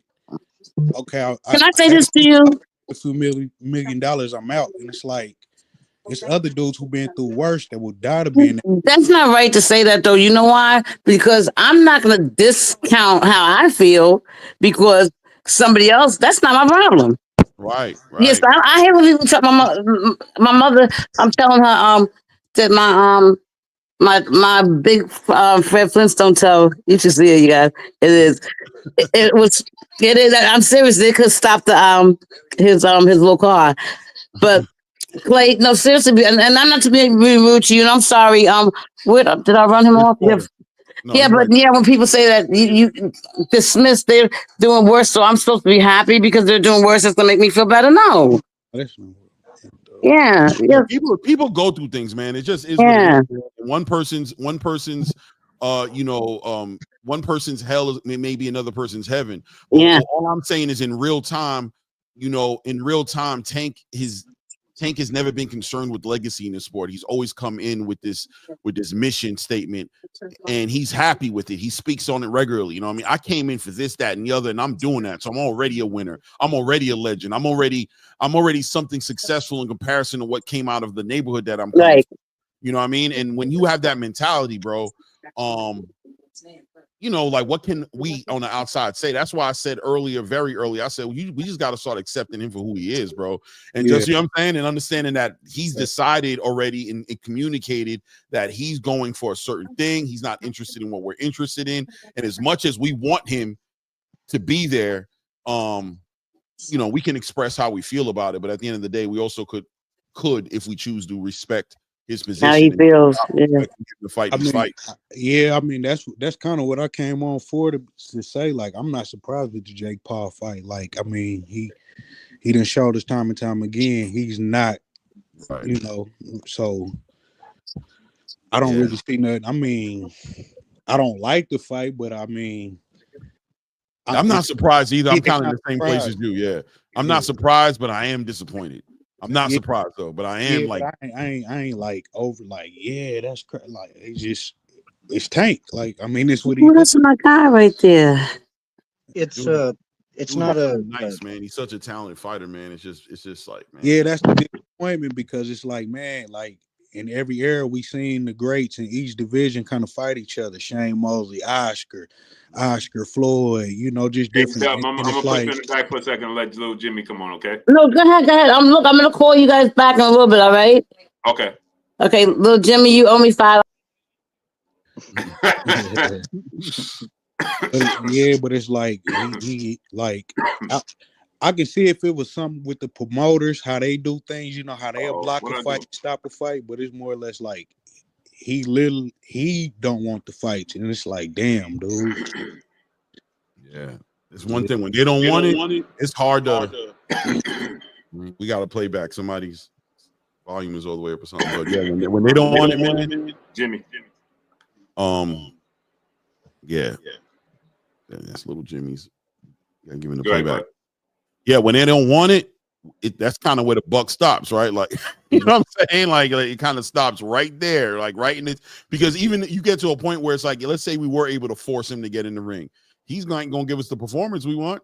He ain't going to be the fighter we need him to be. He ain't going to be the fighter we want him to be. He ain't going to be the best version of himself so we can see the competitive fight. He's going to give us something lackluster. And what's the excuse going to be? I ain't want to do it anyway. I mean, that don't help us out either. And then also, like, not to call the brother out, but you got fans like Mag Sev who just will accept anything because they're casual. They don't know nothing about the history of boxing. All they know is Tank. So with everything they see that he do is right, and they're accepting of it. You know what I mean? So it's like he's not gonna go against them. Look, he's been able to make the biggest bags of money, being what he's being, moving the way he's moving. How can you argue? You know what I'm saying? He's packing out buildings. He's getting big paychecks. He's doing big pay-per-views.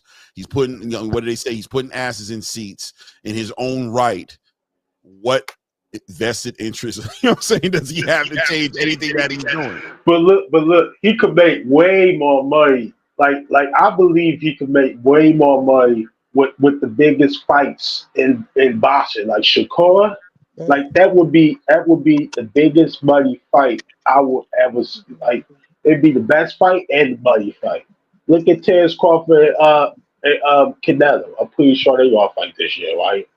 So that's going to be the biggest fight this year yet. And I'm curious on how big of that card's going to be. You know what I mean? Yeah, it's like Floyd and Manny Pacquiao. Floyd's biggest pay-per-view, biggest fight was Manny because everybody wanted to see it. You see what I'm saying? Little Jimmy, and that's that fight volume right down on your YouTube or whatever have you. You have a YouTube playing in the background or something. Like, put the volume all the way down. We can hear you, but we can also hear ourselves. Oh, yeah. What's going on, folks? I didn't want to get on here long, but the biggest thing I want to point out is how much of a hypocrite Tank is. Because Tank, he literally said he wanted to break away from Floyd so that we can make these big fights happen. But now it's like, and I don't mean to disrespect them, I don't mean to discredit them, but I was always taught growing up, if somebody talk long enough, they'll show you exactly who they are. Now I see exactly why Floyd talked for Tank so much, because Tank will talk his way into a situation where he looks absolutely stupid. It's like, and he's like that little brother when he get a little older and you around the big homies, and then your little brother come around, he says some dumb shit. He's like, you be looking at him like, it's like, and then you got to cut it. Oh my God, am I related to you? and now it's like, bro, you away from Floyd. You said that's why you want to get away from Floyd. You had an opportunity to make these big fights. And then your excuse for not making these big fights is, I don't need these guys. Like, imagine if Jordan said, oh, I'm the best, so whenever we play Magic, I'm going to just sit out. Or whenever we play Shaq, I'm going to just sit out. I'm the best. I don't need to prove on the best. Or when you got a three-point contest and you have Steph Curry say, I'm the best three-point shooter, I don't need to sit here and prove it against these other guys. That's an asinine argument. It's like, so how do we really know that you're the best? And the thing is, this is why I go so hard and people don't understand, because it's the fan base that enables him, right, to allow this to happen. Because if the fan base didn't do this, he wouldn't have the space to do this. You know what I'm saying? But the fan base, it doesn't matter what he says, what he does, right? Again, like our great brother that was just on here, he like, man, I don't, you know, it's okay. He could fight the little green man on the moon, and I'm okay with it. Right. You know what I'm saying? And the thing is, it's frustrating to hear these people say these things because we are fans of boxing. So we want to see the best fight the best.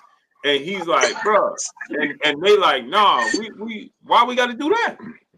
It's You know like I want to see Brian Norman versus Bruce Anderson. Bruce should do this weekend is beat this guy that he about to fight, steroids, beat him, and then just go ahead and fight Brian Norman. So you know what I'm saying? So people could stop being on, you know, because people starting to be on him talking about, oh, because you know my pops, we had debate on him not fighting. So I think he was going to fight those guys first, and then fight Brian Norman last. But I think he should just get Brian Norman out the way, and then do the easy work and get on the spirit. That's what I think he should do. Right. Because if you got that fire time, he good, like he say he is. He go in there, go in Philly and beat Brian Norman. Fight him and beat him, and then beat everybody else. That's what I would do. You know what I mean? Go ahead. I just wanted to say, you know, speaking on the subject y'all was talking about, man, like I'm cool. Tank can do whatever he want to do. Like he can go off and fight Godzilla if he want to.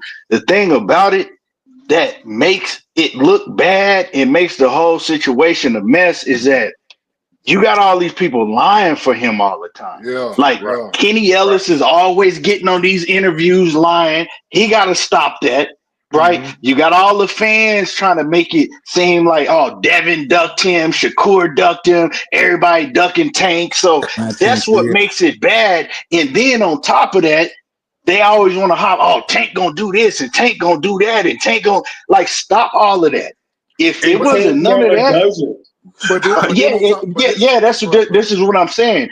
If it wasn't all of that, I think that everybody on this panel will be like, cool, man, he can do what he want to do. He a grown man. Just tell the truth about the stuff and stop creating all of these false narratives. And then it's like, okay, well, you're saying this, and that. Well, now we want to see it. Now we pushing for it. And he's pushing back like, nah, I don't have to do this because of that.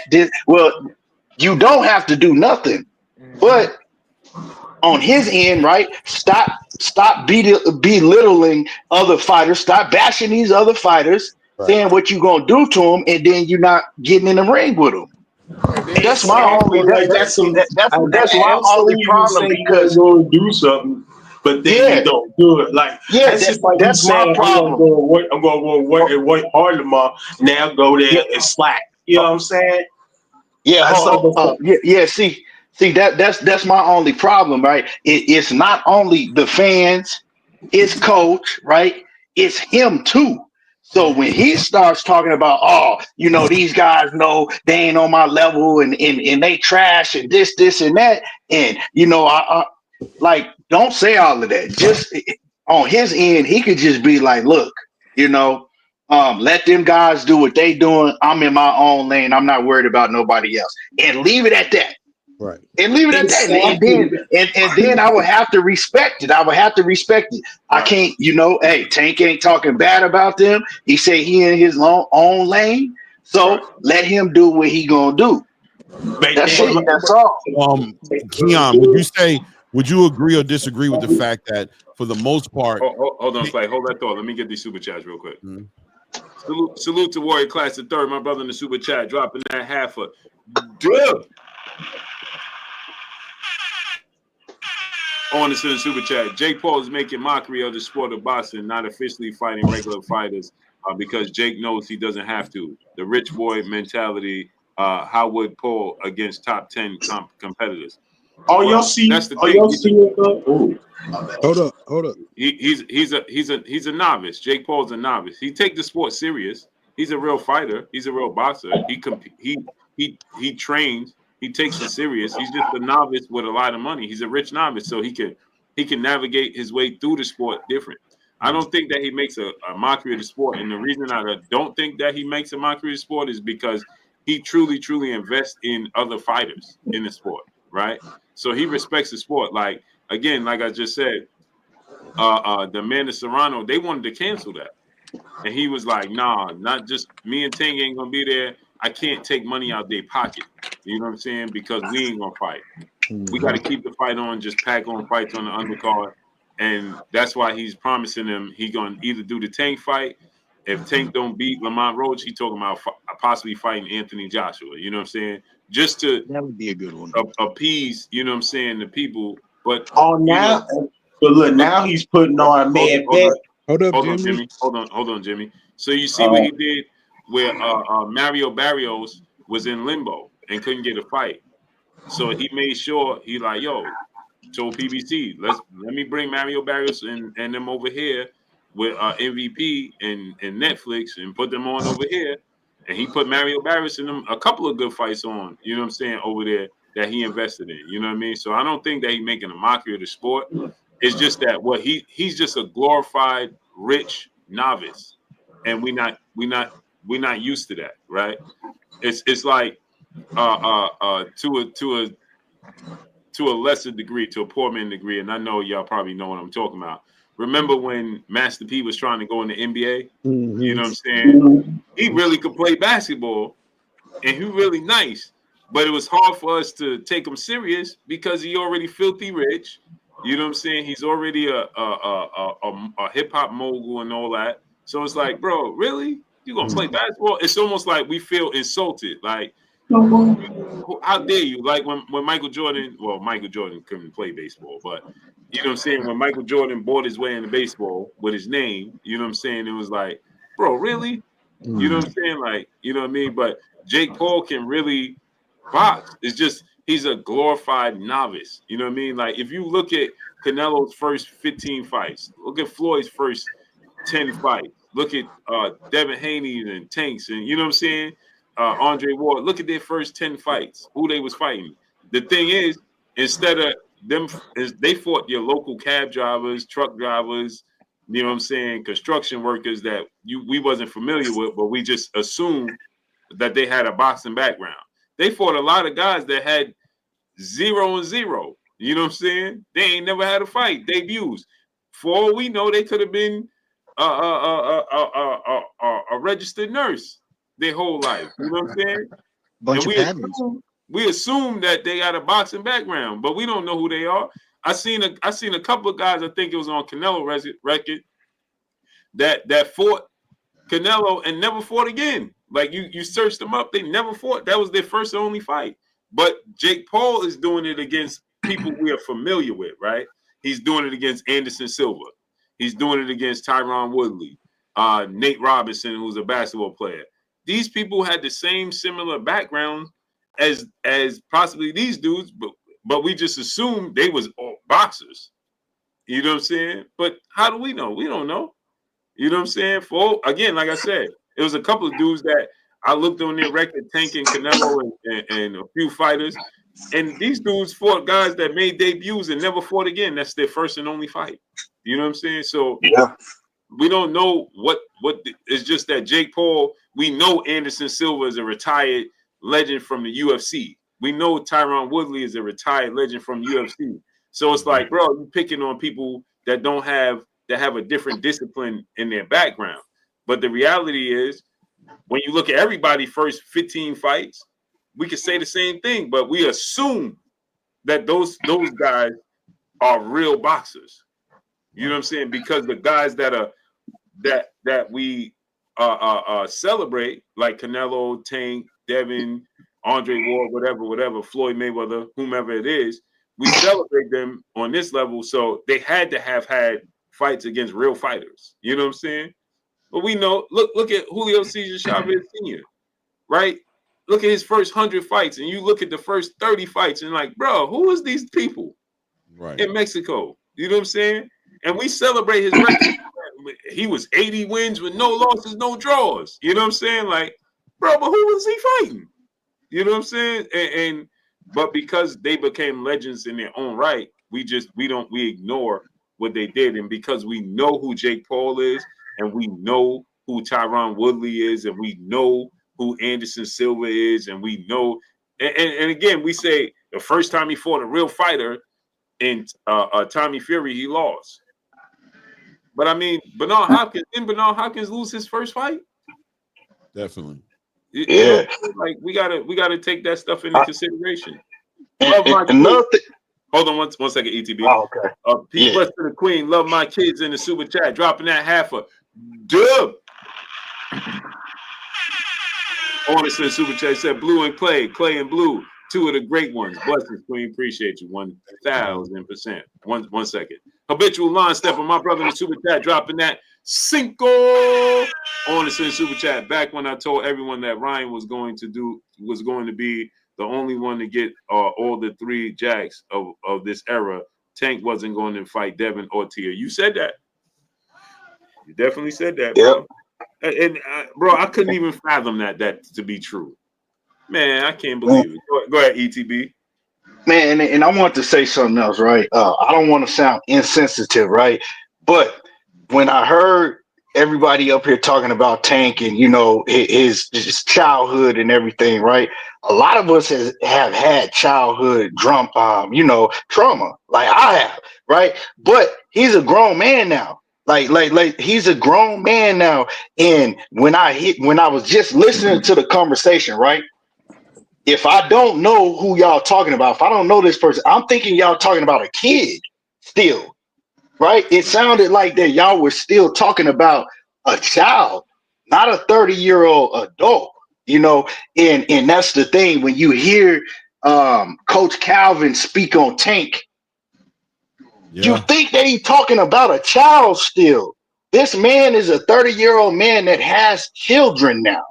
Yeah. He gotta, you know what I'm saying? Like he has to start acting like an adult now. I can't, you know what I'm saying? I can't act like a child at the age I am because I had childhood trauma and I'm trying to raise my own kids. You see what I'm saying? So it's a lot of these fighters that's had a lot of childhood trauma, but we don't treat them like that. We don't talk about them in that type of way. And I think that, you know, he's been coddled his whole life, and that is a big problem. We gotta, you know what I'm saying, the people around him gotta put that pressure on him for him to grow up and start, you know, acting like a grown man. Like I think that was one of the biggest things with Ryan Garcia with the whole Devin Haney situation, right? And I'm just keeping a buck. I heard his mom speak on Mill City, right?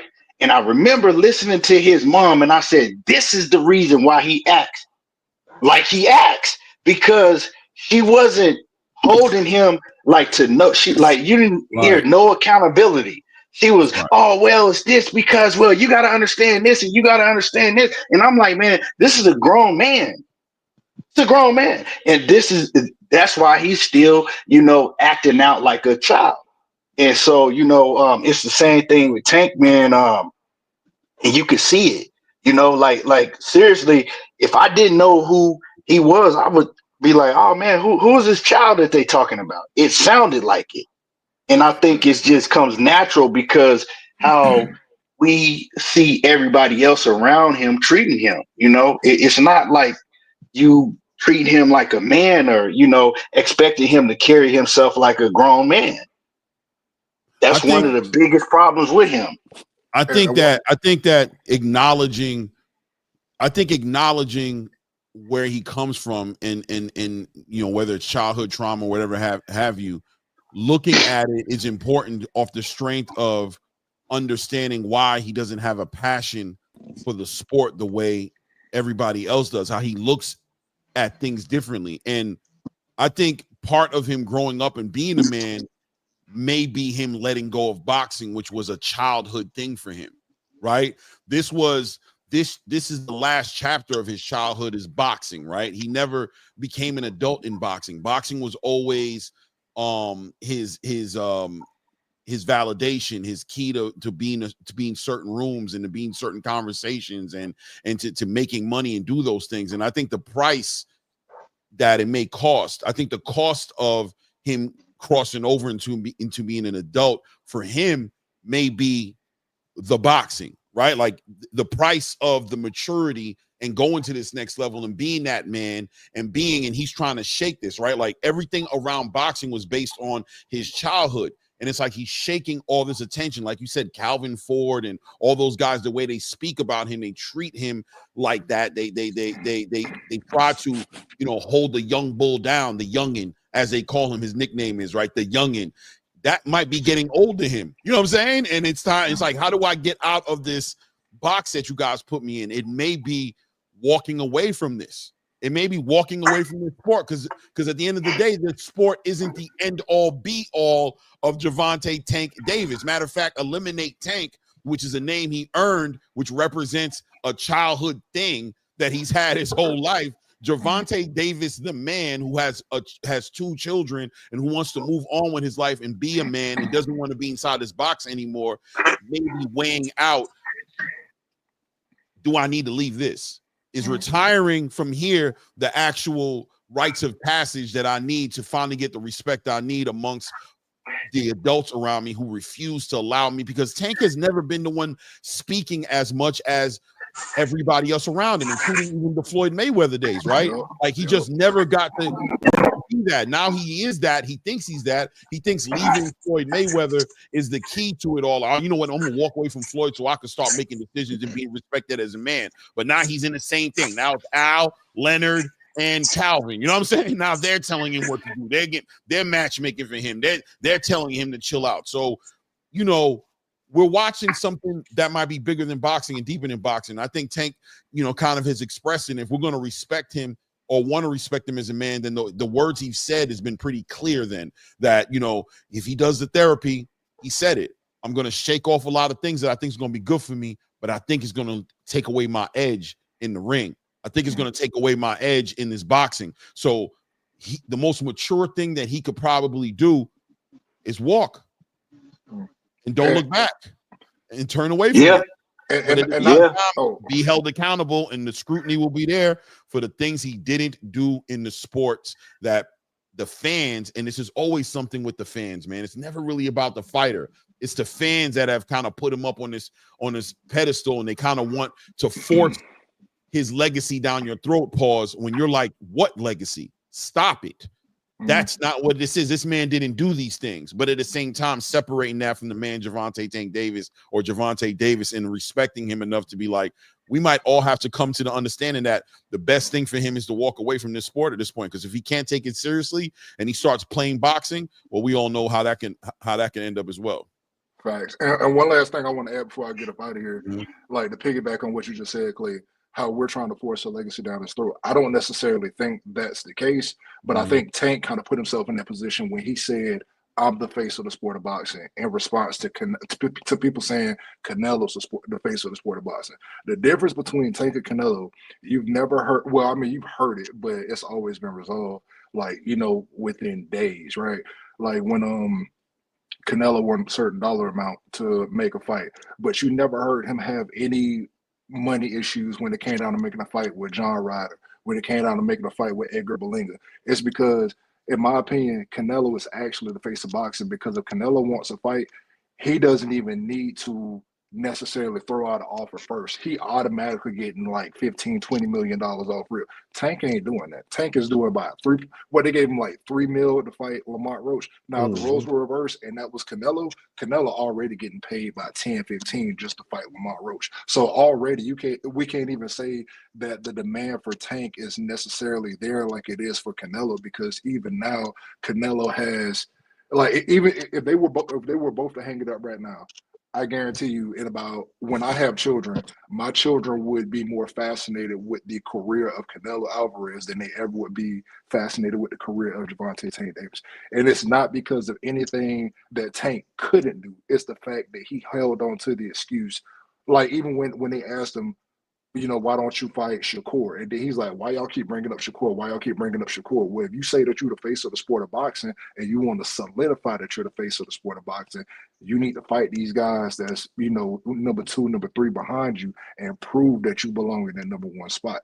Now Canelo, he's avoided David Benavidez, but we can at least say that he fought Triple G. You know, he's fought Austin Trout when he was in his prime. He fought Lara. You know, he fought Floyd. He fought these guys, right? But we can't say that Tank did that. And then also, I'm not even gonna lie. When I was in Cuba a few months ago, and my girl, like, you know, I couldn't have my phone when I was out there doing patrols in Cuba. And then when I got back, my boys, they was like, hey man, you know, we taking drinks and everything. I'm 27 years old. I never had a drink in my life. Got back and I'm like, man, we're gonna get that fight. We're gonna get that fight with Shakur. We're gonna get that fight with that. We're gonna get the fight with somebody. As soon as she said Lamont Roach, I got on Blue Channel and I looked at that damn thing with Lamont. I said, hey, bro, pour me up a drink, bro, because this don't make no damn sense at this point. This don't make no damn sense at this point. That man pushing people to drinking, bro. This thing is toxic. He might need to leave his space. Hey, I mean, at this point, Tank aging me out. I'm like, Tank is aging me out, man. It's a lot. Hey, AO Blue, I ain't gonna lie, I gotta step off. I got something I gotta handle right quick. I was getting ready to close out anyway, so I was getting ready to get everybody's last thoughts. Okay. My last thoughts, not to get off subject, it's a conversation from the other day when they were talking about Abdullah Mason. Vasquez, the guy that dropped him twice, remember? I just want to let everybody on this panel know it's truly levels to this. If you take the 4 champions at 135, Tank, Loma, Shakur, Keyshawn, Vasquez ain't dropping them, and it's an easy fight. It's levels to this. That's why they got Mason in front of the people that they got him in front of. Because Tank, Shakur, all of them would have made that man look easy. It wouldn't have been no dropping. You taking shots at Abdullah right now? It ain't taking shots at Abdullah. It's taking shots at the casuals that don't know nothing about levels. They talking about Abdullah need to fight Keyshawn. That's not a good fight for Abdullah right now. Yeah, he's definitely developing. He needs he's not ready. Right. He let that guy drop him. And all I'm saying is Keyshawn wouldn't let that man drop him. And imagine if Keyshawn was Vasquez hitting Abdullah Mason. Is he getting back up? It's levels to this, y'all. But other than that, this Tank fight is a joke. And Blue, keep up the good work. I'm watching every week. So every day I'm watching Clay. Nephew, Blue. what you said, this fight is a joke? It's a joke, man. I'm not watching this fight. I'm only gonna watch the Lamont rematch because Lamont made the first fight interesting. Let me ask you this before you get off.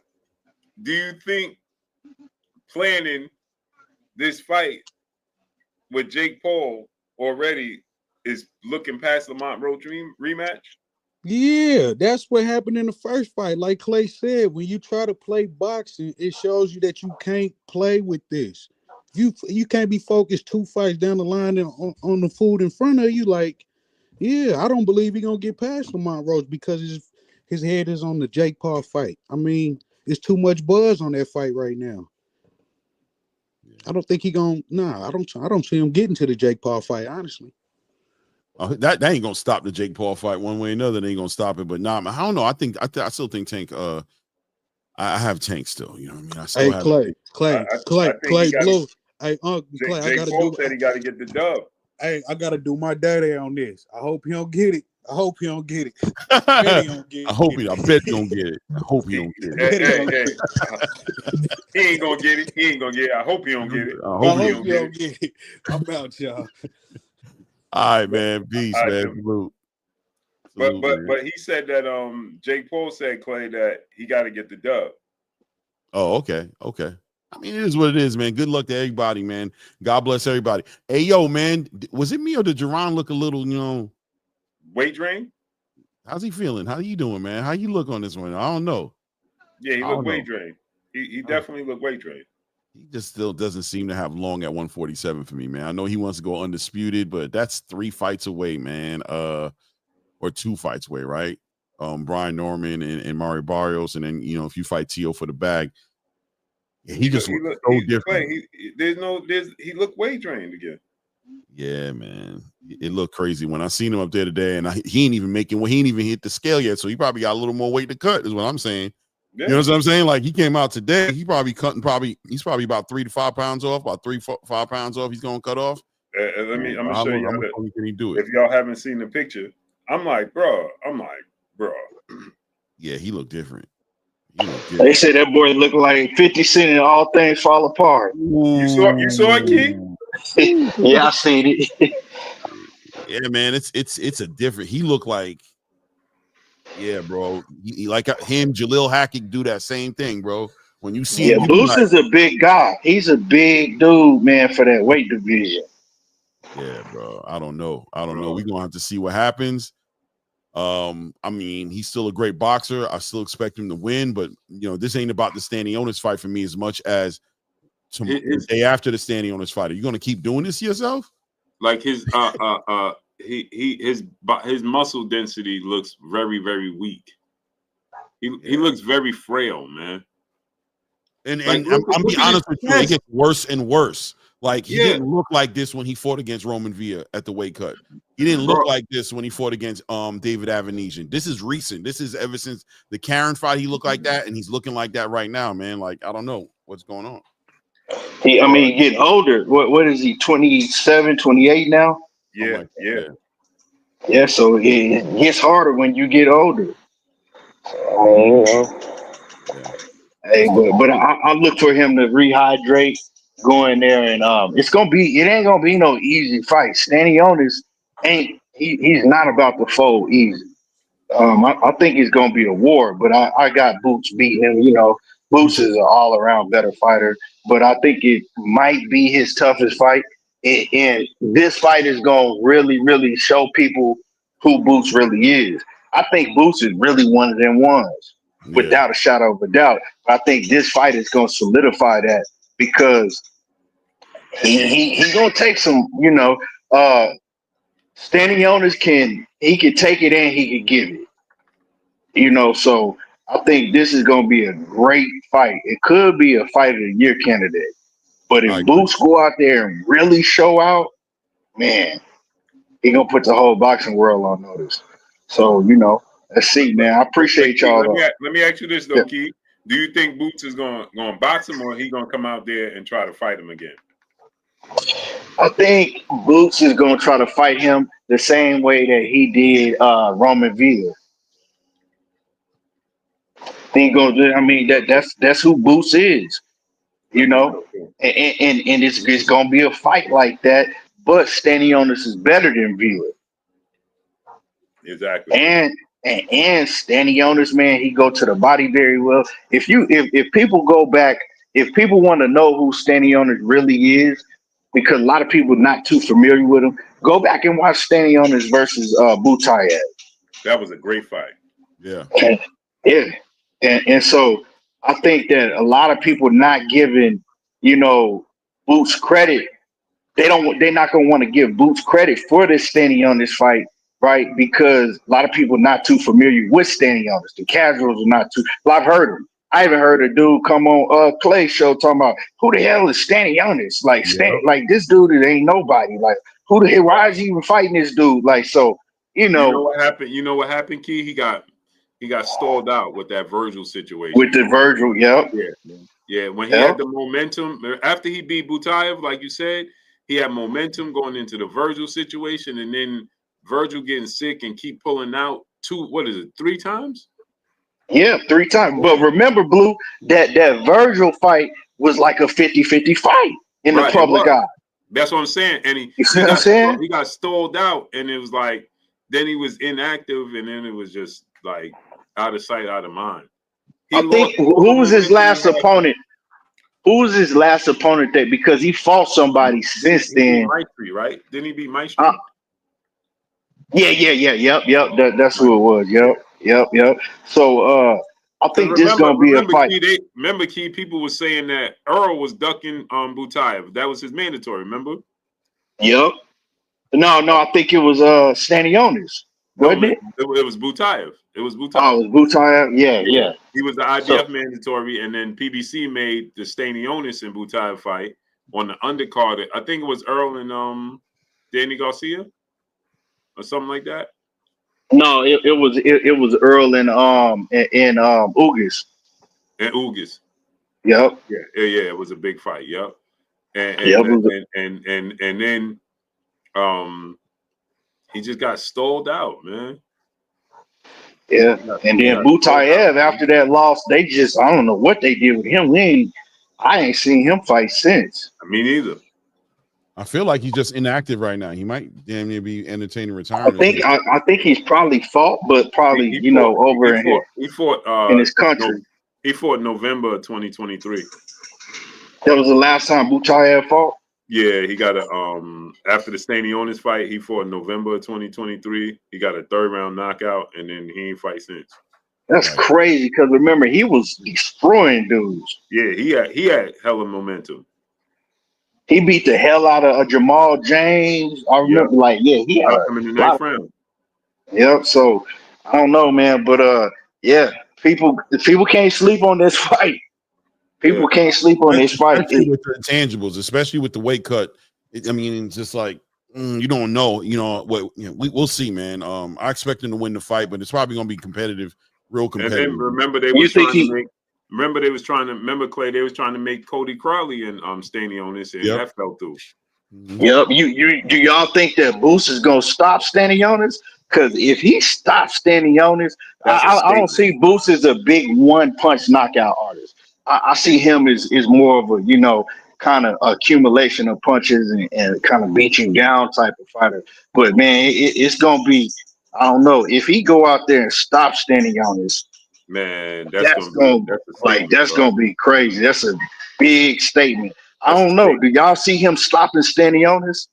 I think he can. I think he could overwhelm him. Like just keep just punishing him with his hand speed and his combinations. Like in the second half of the fight, and I could see the ref being like, "Bro, you taking a lot of punishment," because Stanionis ain't gonna stop coming.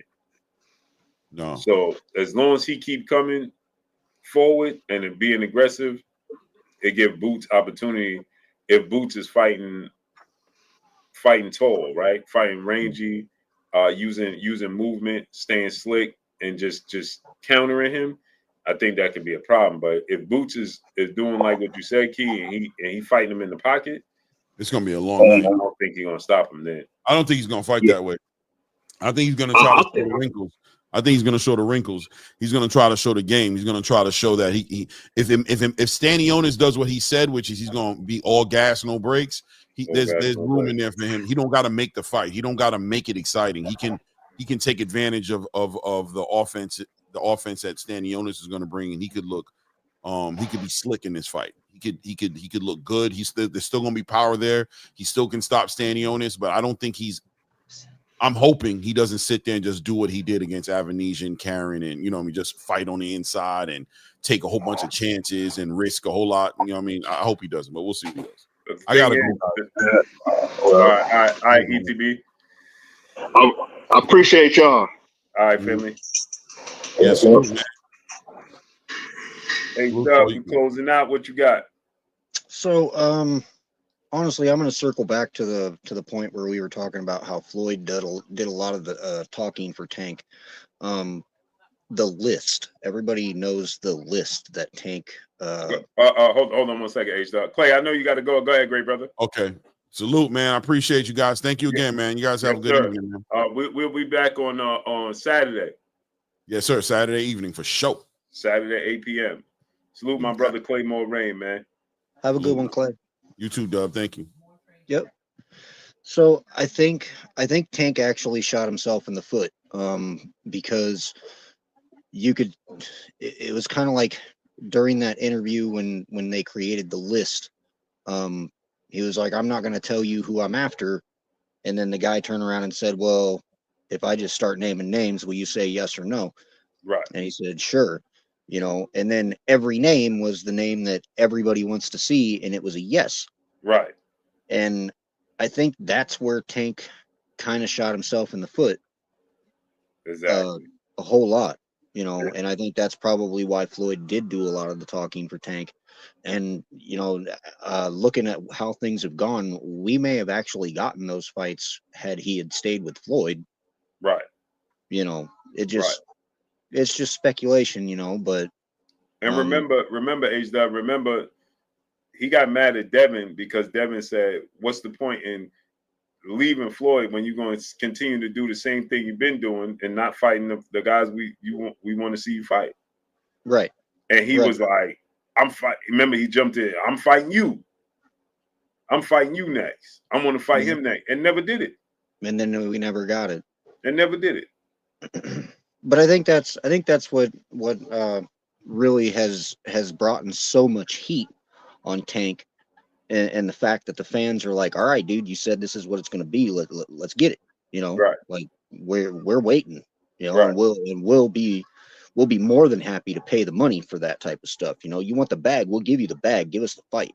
Right. You know, so that's just and the bag is there, and the problem is he's I mean he's admitted it to us, right? And we got to take him for what he said. Simply, he don't want to get embarrassed. That's his biggest fear, and he understands that these fights represent fights that he can possibly get embarrassed in, and so he don't want to fight a 50-50 fight. It shows why he celebrated when Devin Haney lost initially to Ryan Garcia, right? Because it told us it was a weight lifted off his shoulders, right? I don't have to fight this dude. Yeah. You know what I'm saying? Because it was like, you know what I'm saying, he felt relieved. And the thing is, Lamont Roach said this, right? Aged up. Remember, Lamont Roach just said, he said, we knew before we made the fight. Nick J, peace and blessings to the chocolate drop, making 50% of the queens of the ring. She's in the building. She said Nick Tank looking like a con artist in these Boston streets. This is a fact. And here's the thing, right? The thing about it is that, it's the worst kept secret behind the scenes in boxing, right? And all gyms you go to, everybody talks like, and they say Tank is mentally fragile, right? He's been in sparring sessions where guys got the best of him in sparring, and he's resorted to some very, very weird actions. You know what I'm saying? And so because of that, Lamont Roach just said, hey, when he did the interview with Andre Ward, what did he say? He said, hey, we know that he didn't want to disrespect him because they're still in negotiations, right? But he said, hey, we know that he's he doubts himself. That's what he said. Right? We always knew from when we was little he doubts himself, right? And I think that that he's in a position where when he said that to us in that interview, when he said, hey,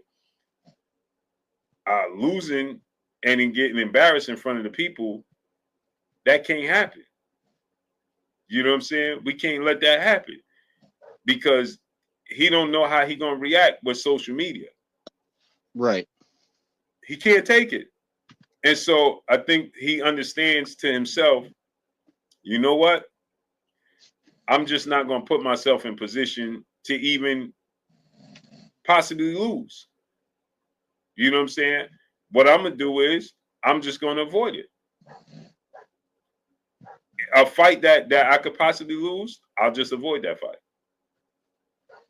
I'll stay away from those fights. And it's unfortunate for us. You know what I mean? Right. And I think that part of his conversation is, you know what?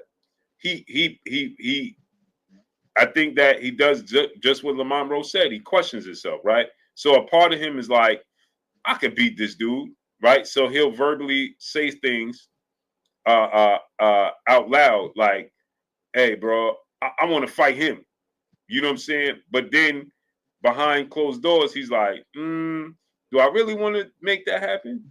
Right? It's like his mouth, he put the carriage before the horse, right? His mouth put him in situations where he don't realize it, and then he's like, oh, I shouldn't have said that. But he don't mind because his fan base, and that's what I said, right?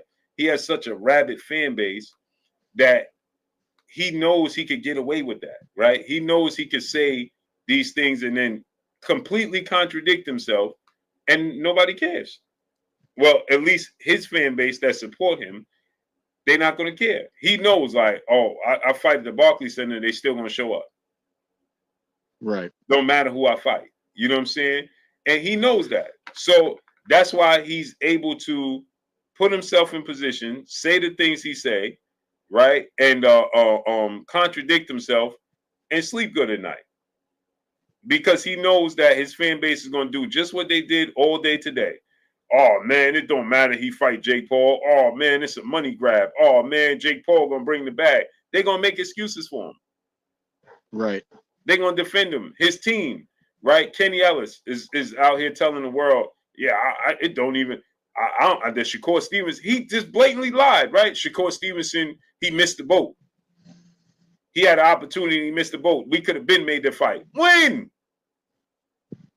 But were they again, referring to when he said that he had contacted Shakur to see if he was available and then never got back at him? He never even he didn't even elaborate. He just flat out just said, "Hey, we had an opportunity to make that fight, and Shakur didn't do it." Just flat out, right? But this is why they are very strategic with who they talk to, right? Because he knows. Imagine him sitting here and trying to tell me that. I'm gonna be like, well, when did they have the chance to make the fight? But and again, no disrespect to Mill City and so on and so forth, right? Respect to everybody in their way of doing things, right? Right. But he knows that Mill City is not gonna push back. He knows, right? So Mill City is not gonna push back. Mill City didn't question him. He just was like, and he let it go. You know what I'm saying? So he'll go there because it's comfortable, it's safe. If you come here and you say this, now I'm going to ask you, well, okay, so you said that. When was that? When did they have the chance to make it? Explain to us. Now you got to give us details. Now you got to show us, when did they have this opportunity? When did Shakur have this opportunity to make the fight?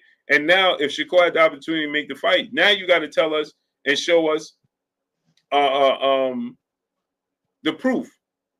So Tank sent him a contract. You see, now you got to give us details. Right. But they're not gonna go. They're not gonna go nowhere where that's gonna happen. Right. That's why he got so upset with what's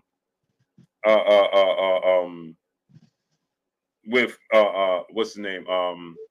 Cigar Talk Najee, because Najee is going to ask him, okay, so this happened. See, Najee going to do an interview with him and say, well, yo, what happened with the deal, the 7-fight deal that you did with X, Y, and Z?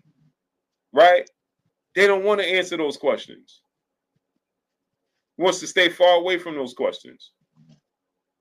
So that's the issue, right? And the thing is, he knows that they can pick and choose what media they talk to.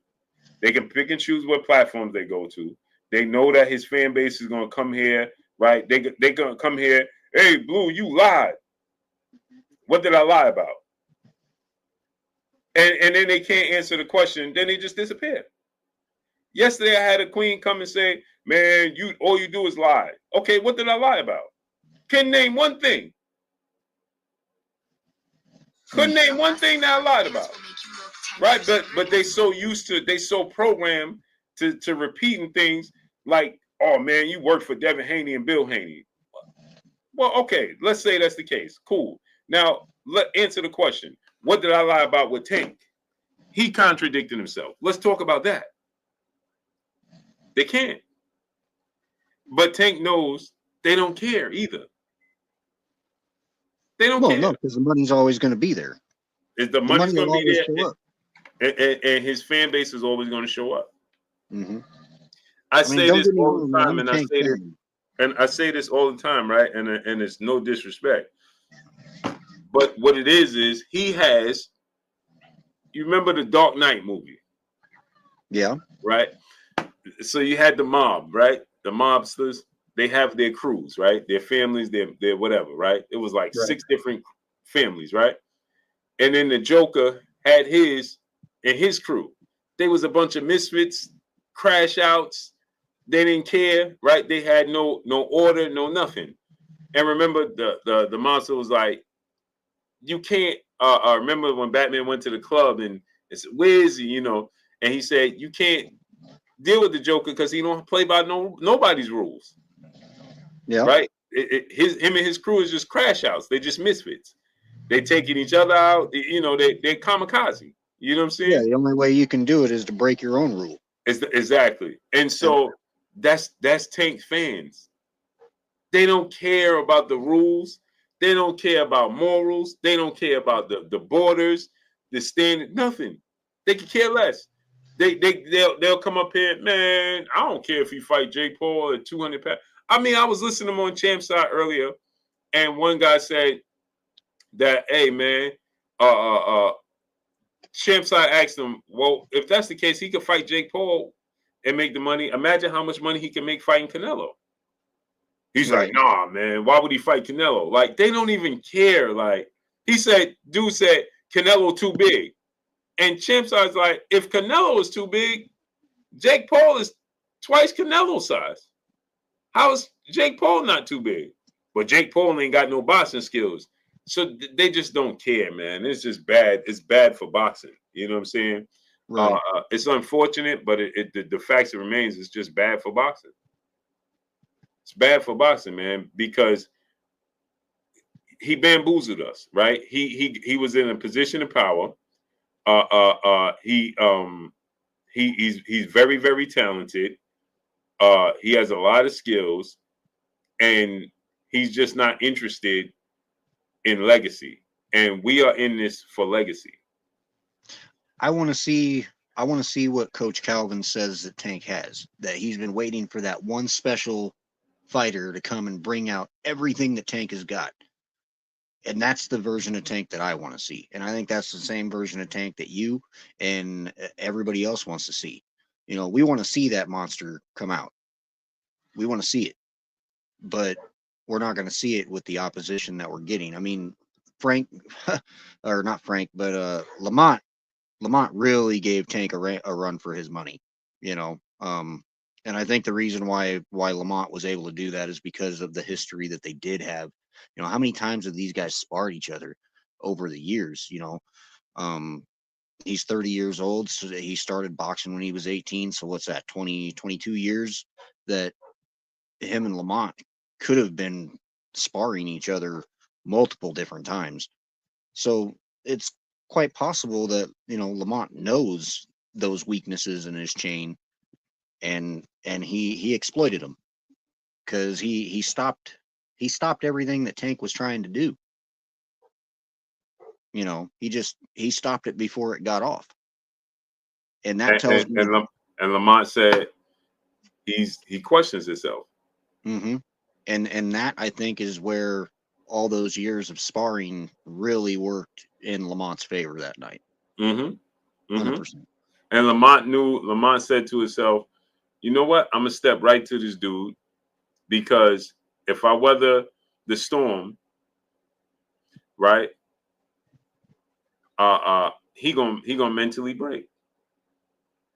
And that's why Lamont was like, I'm just going to keep coming forward. I'm going to be patient. And that's what happened. He hit him with a shoulder. He took a ill-advised knee. He tried to bite him. His corner. Yeah, he tried to bite him. Right? So all of those things come into play mentally. So now that's what makes this rematch so very interesting, to see what he does, what adjustments he makes in the rematch. Because I know Lamont is going to be even more confident, even better, maybe overconfident, right? That he put himself in a position where he could get himself hurt. But I think that, I think it's going to be one of the biggest fights of the year because of the expectations. Reason being I say that, right, H-Dub, is because now the element of surprise, not just for Tank, but the element of surprise for Lamont Roach is gone. Now we expect you to perform at that level. Right. We didn't have expectations of you before that. Now we do. Now we expect you to perform. You gave us a reason to have expectations. You gave us the reason. But remember, like I always say, remember this, right? With Andy Ruiz, you know what I'm saying? When he beat Anthony Joshua, right? Mm-hmm. I said the biggest fight of his career is going to be the rematch, because you had the element of surprise. Nobody expected it.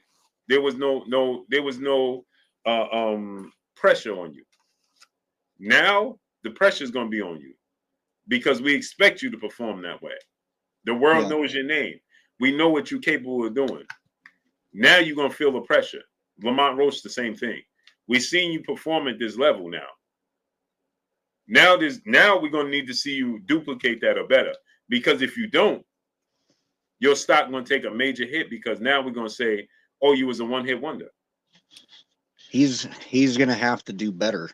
He's going to have to step it up another, 1 or 2 steps. Agreed. Because Tank already knows what he's coming with. Exactly.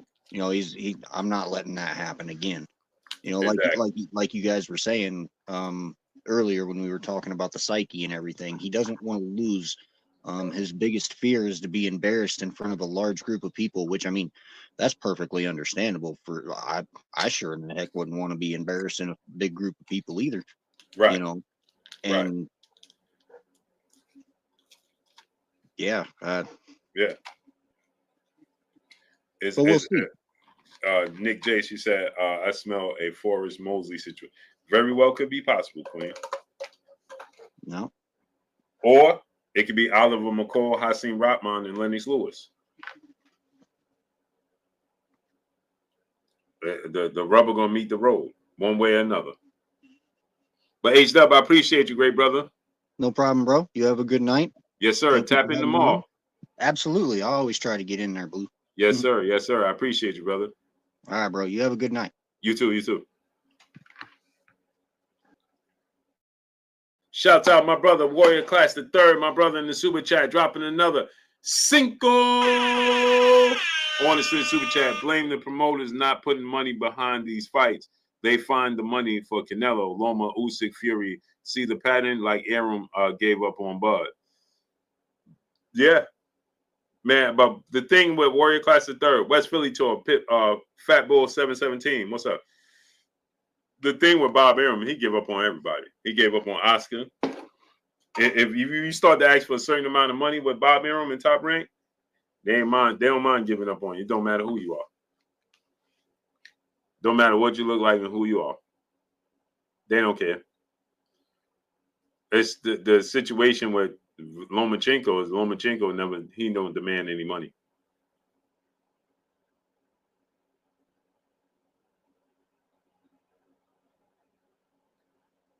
He don't demand no money.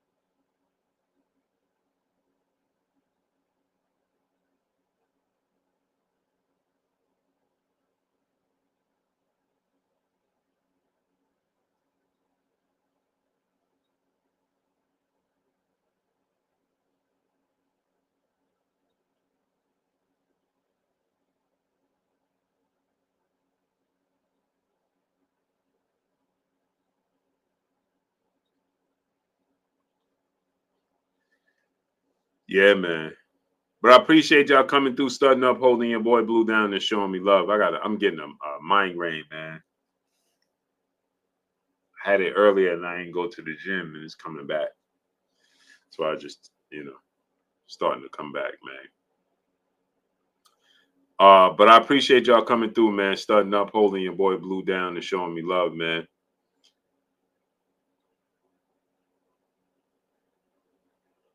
Much love to each and every one of y'all, man.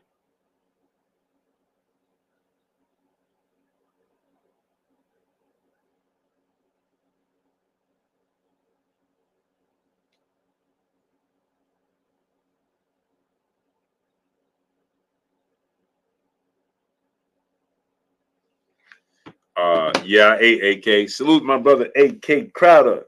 Yeah, I get my protein in for the day, man. I just drank another protein shake, but when the weather start changing like this, man, it gets me every time, bro.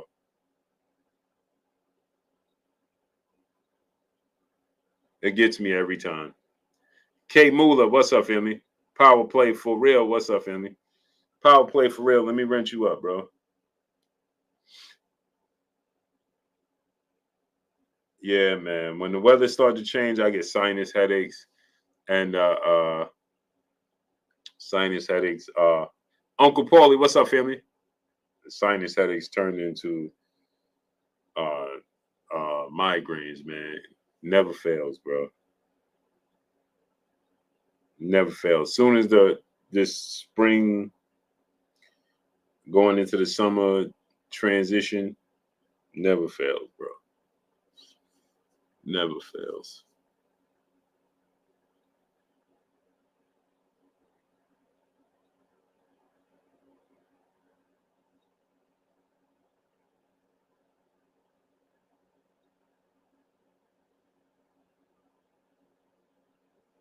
But yeah, man, I appreciate y'all coming through, starting up, holding your boy Blue down and showing me love.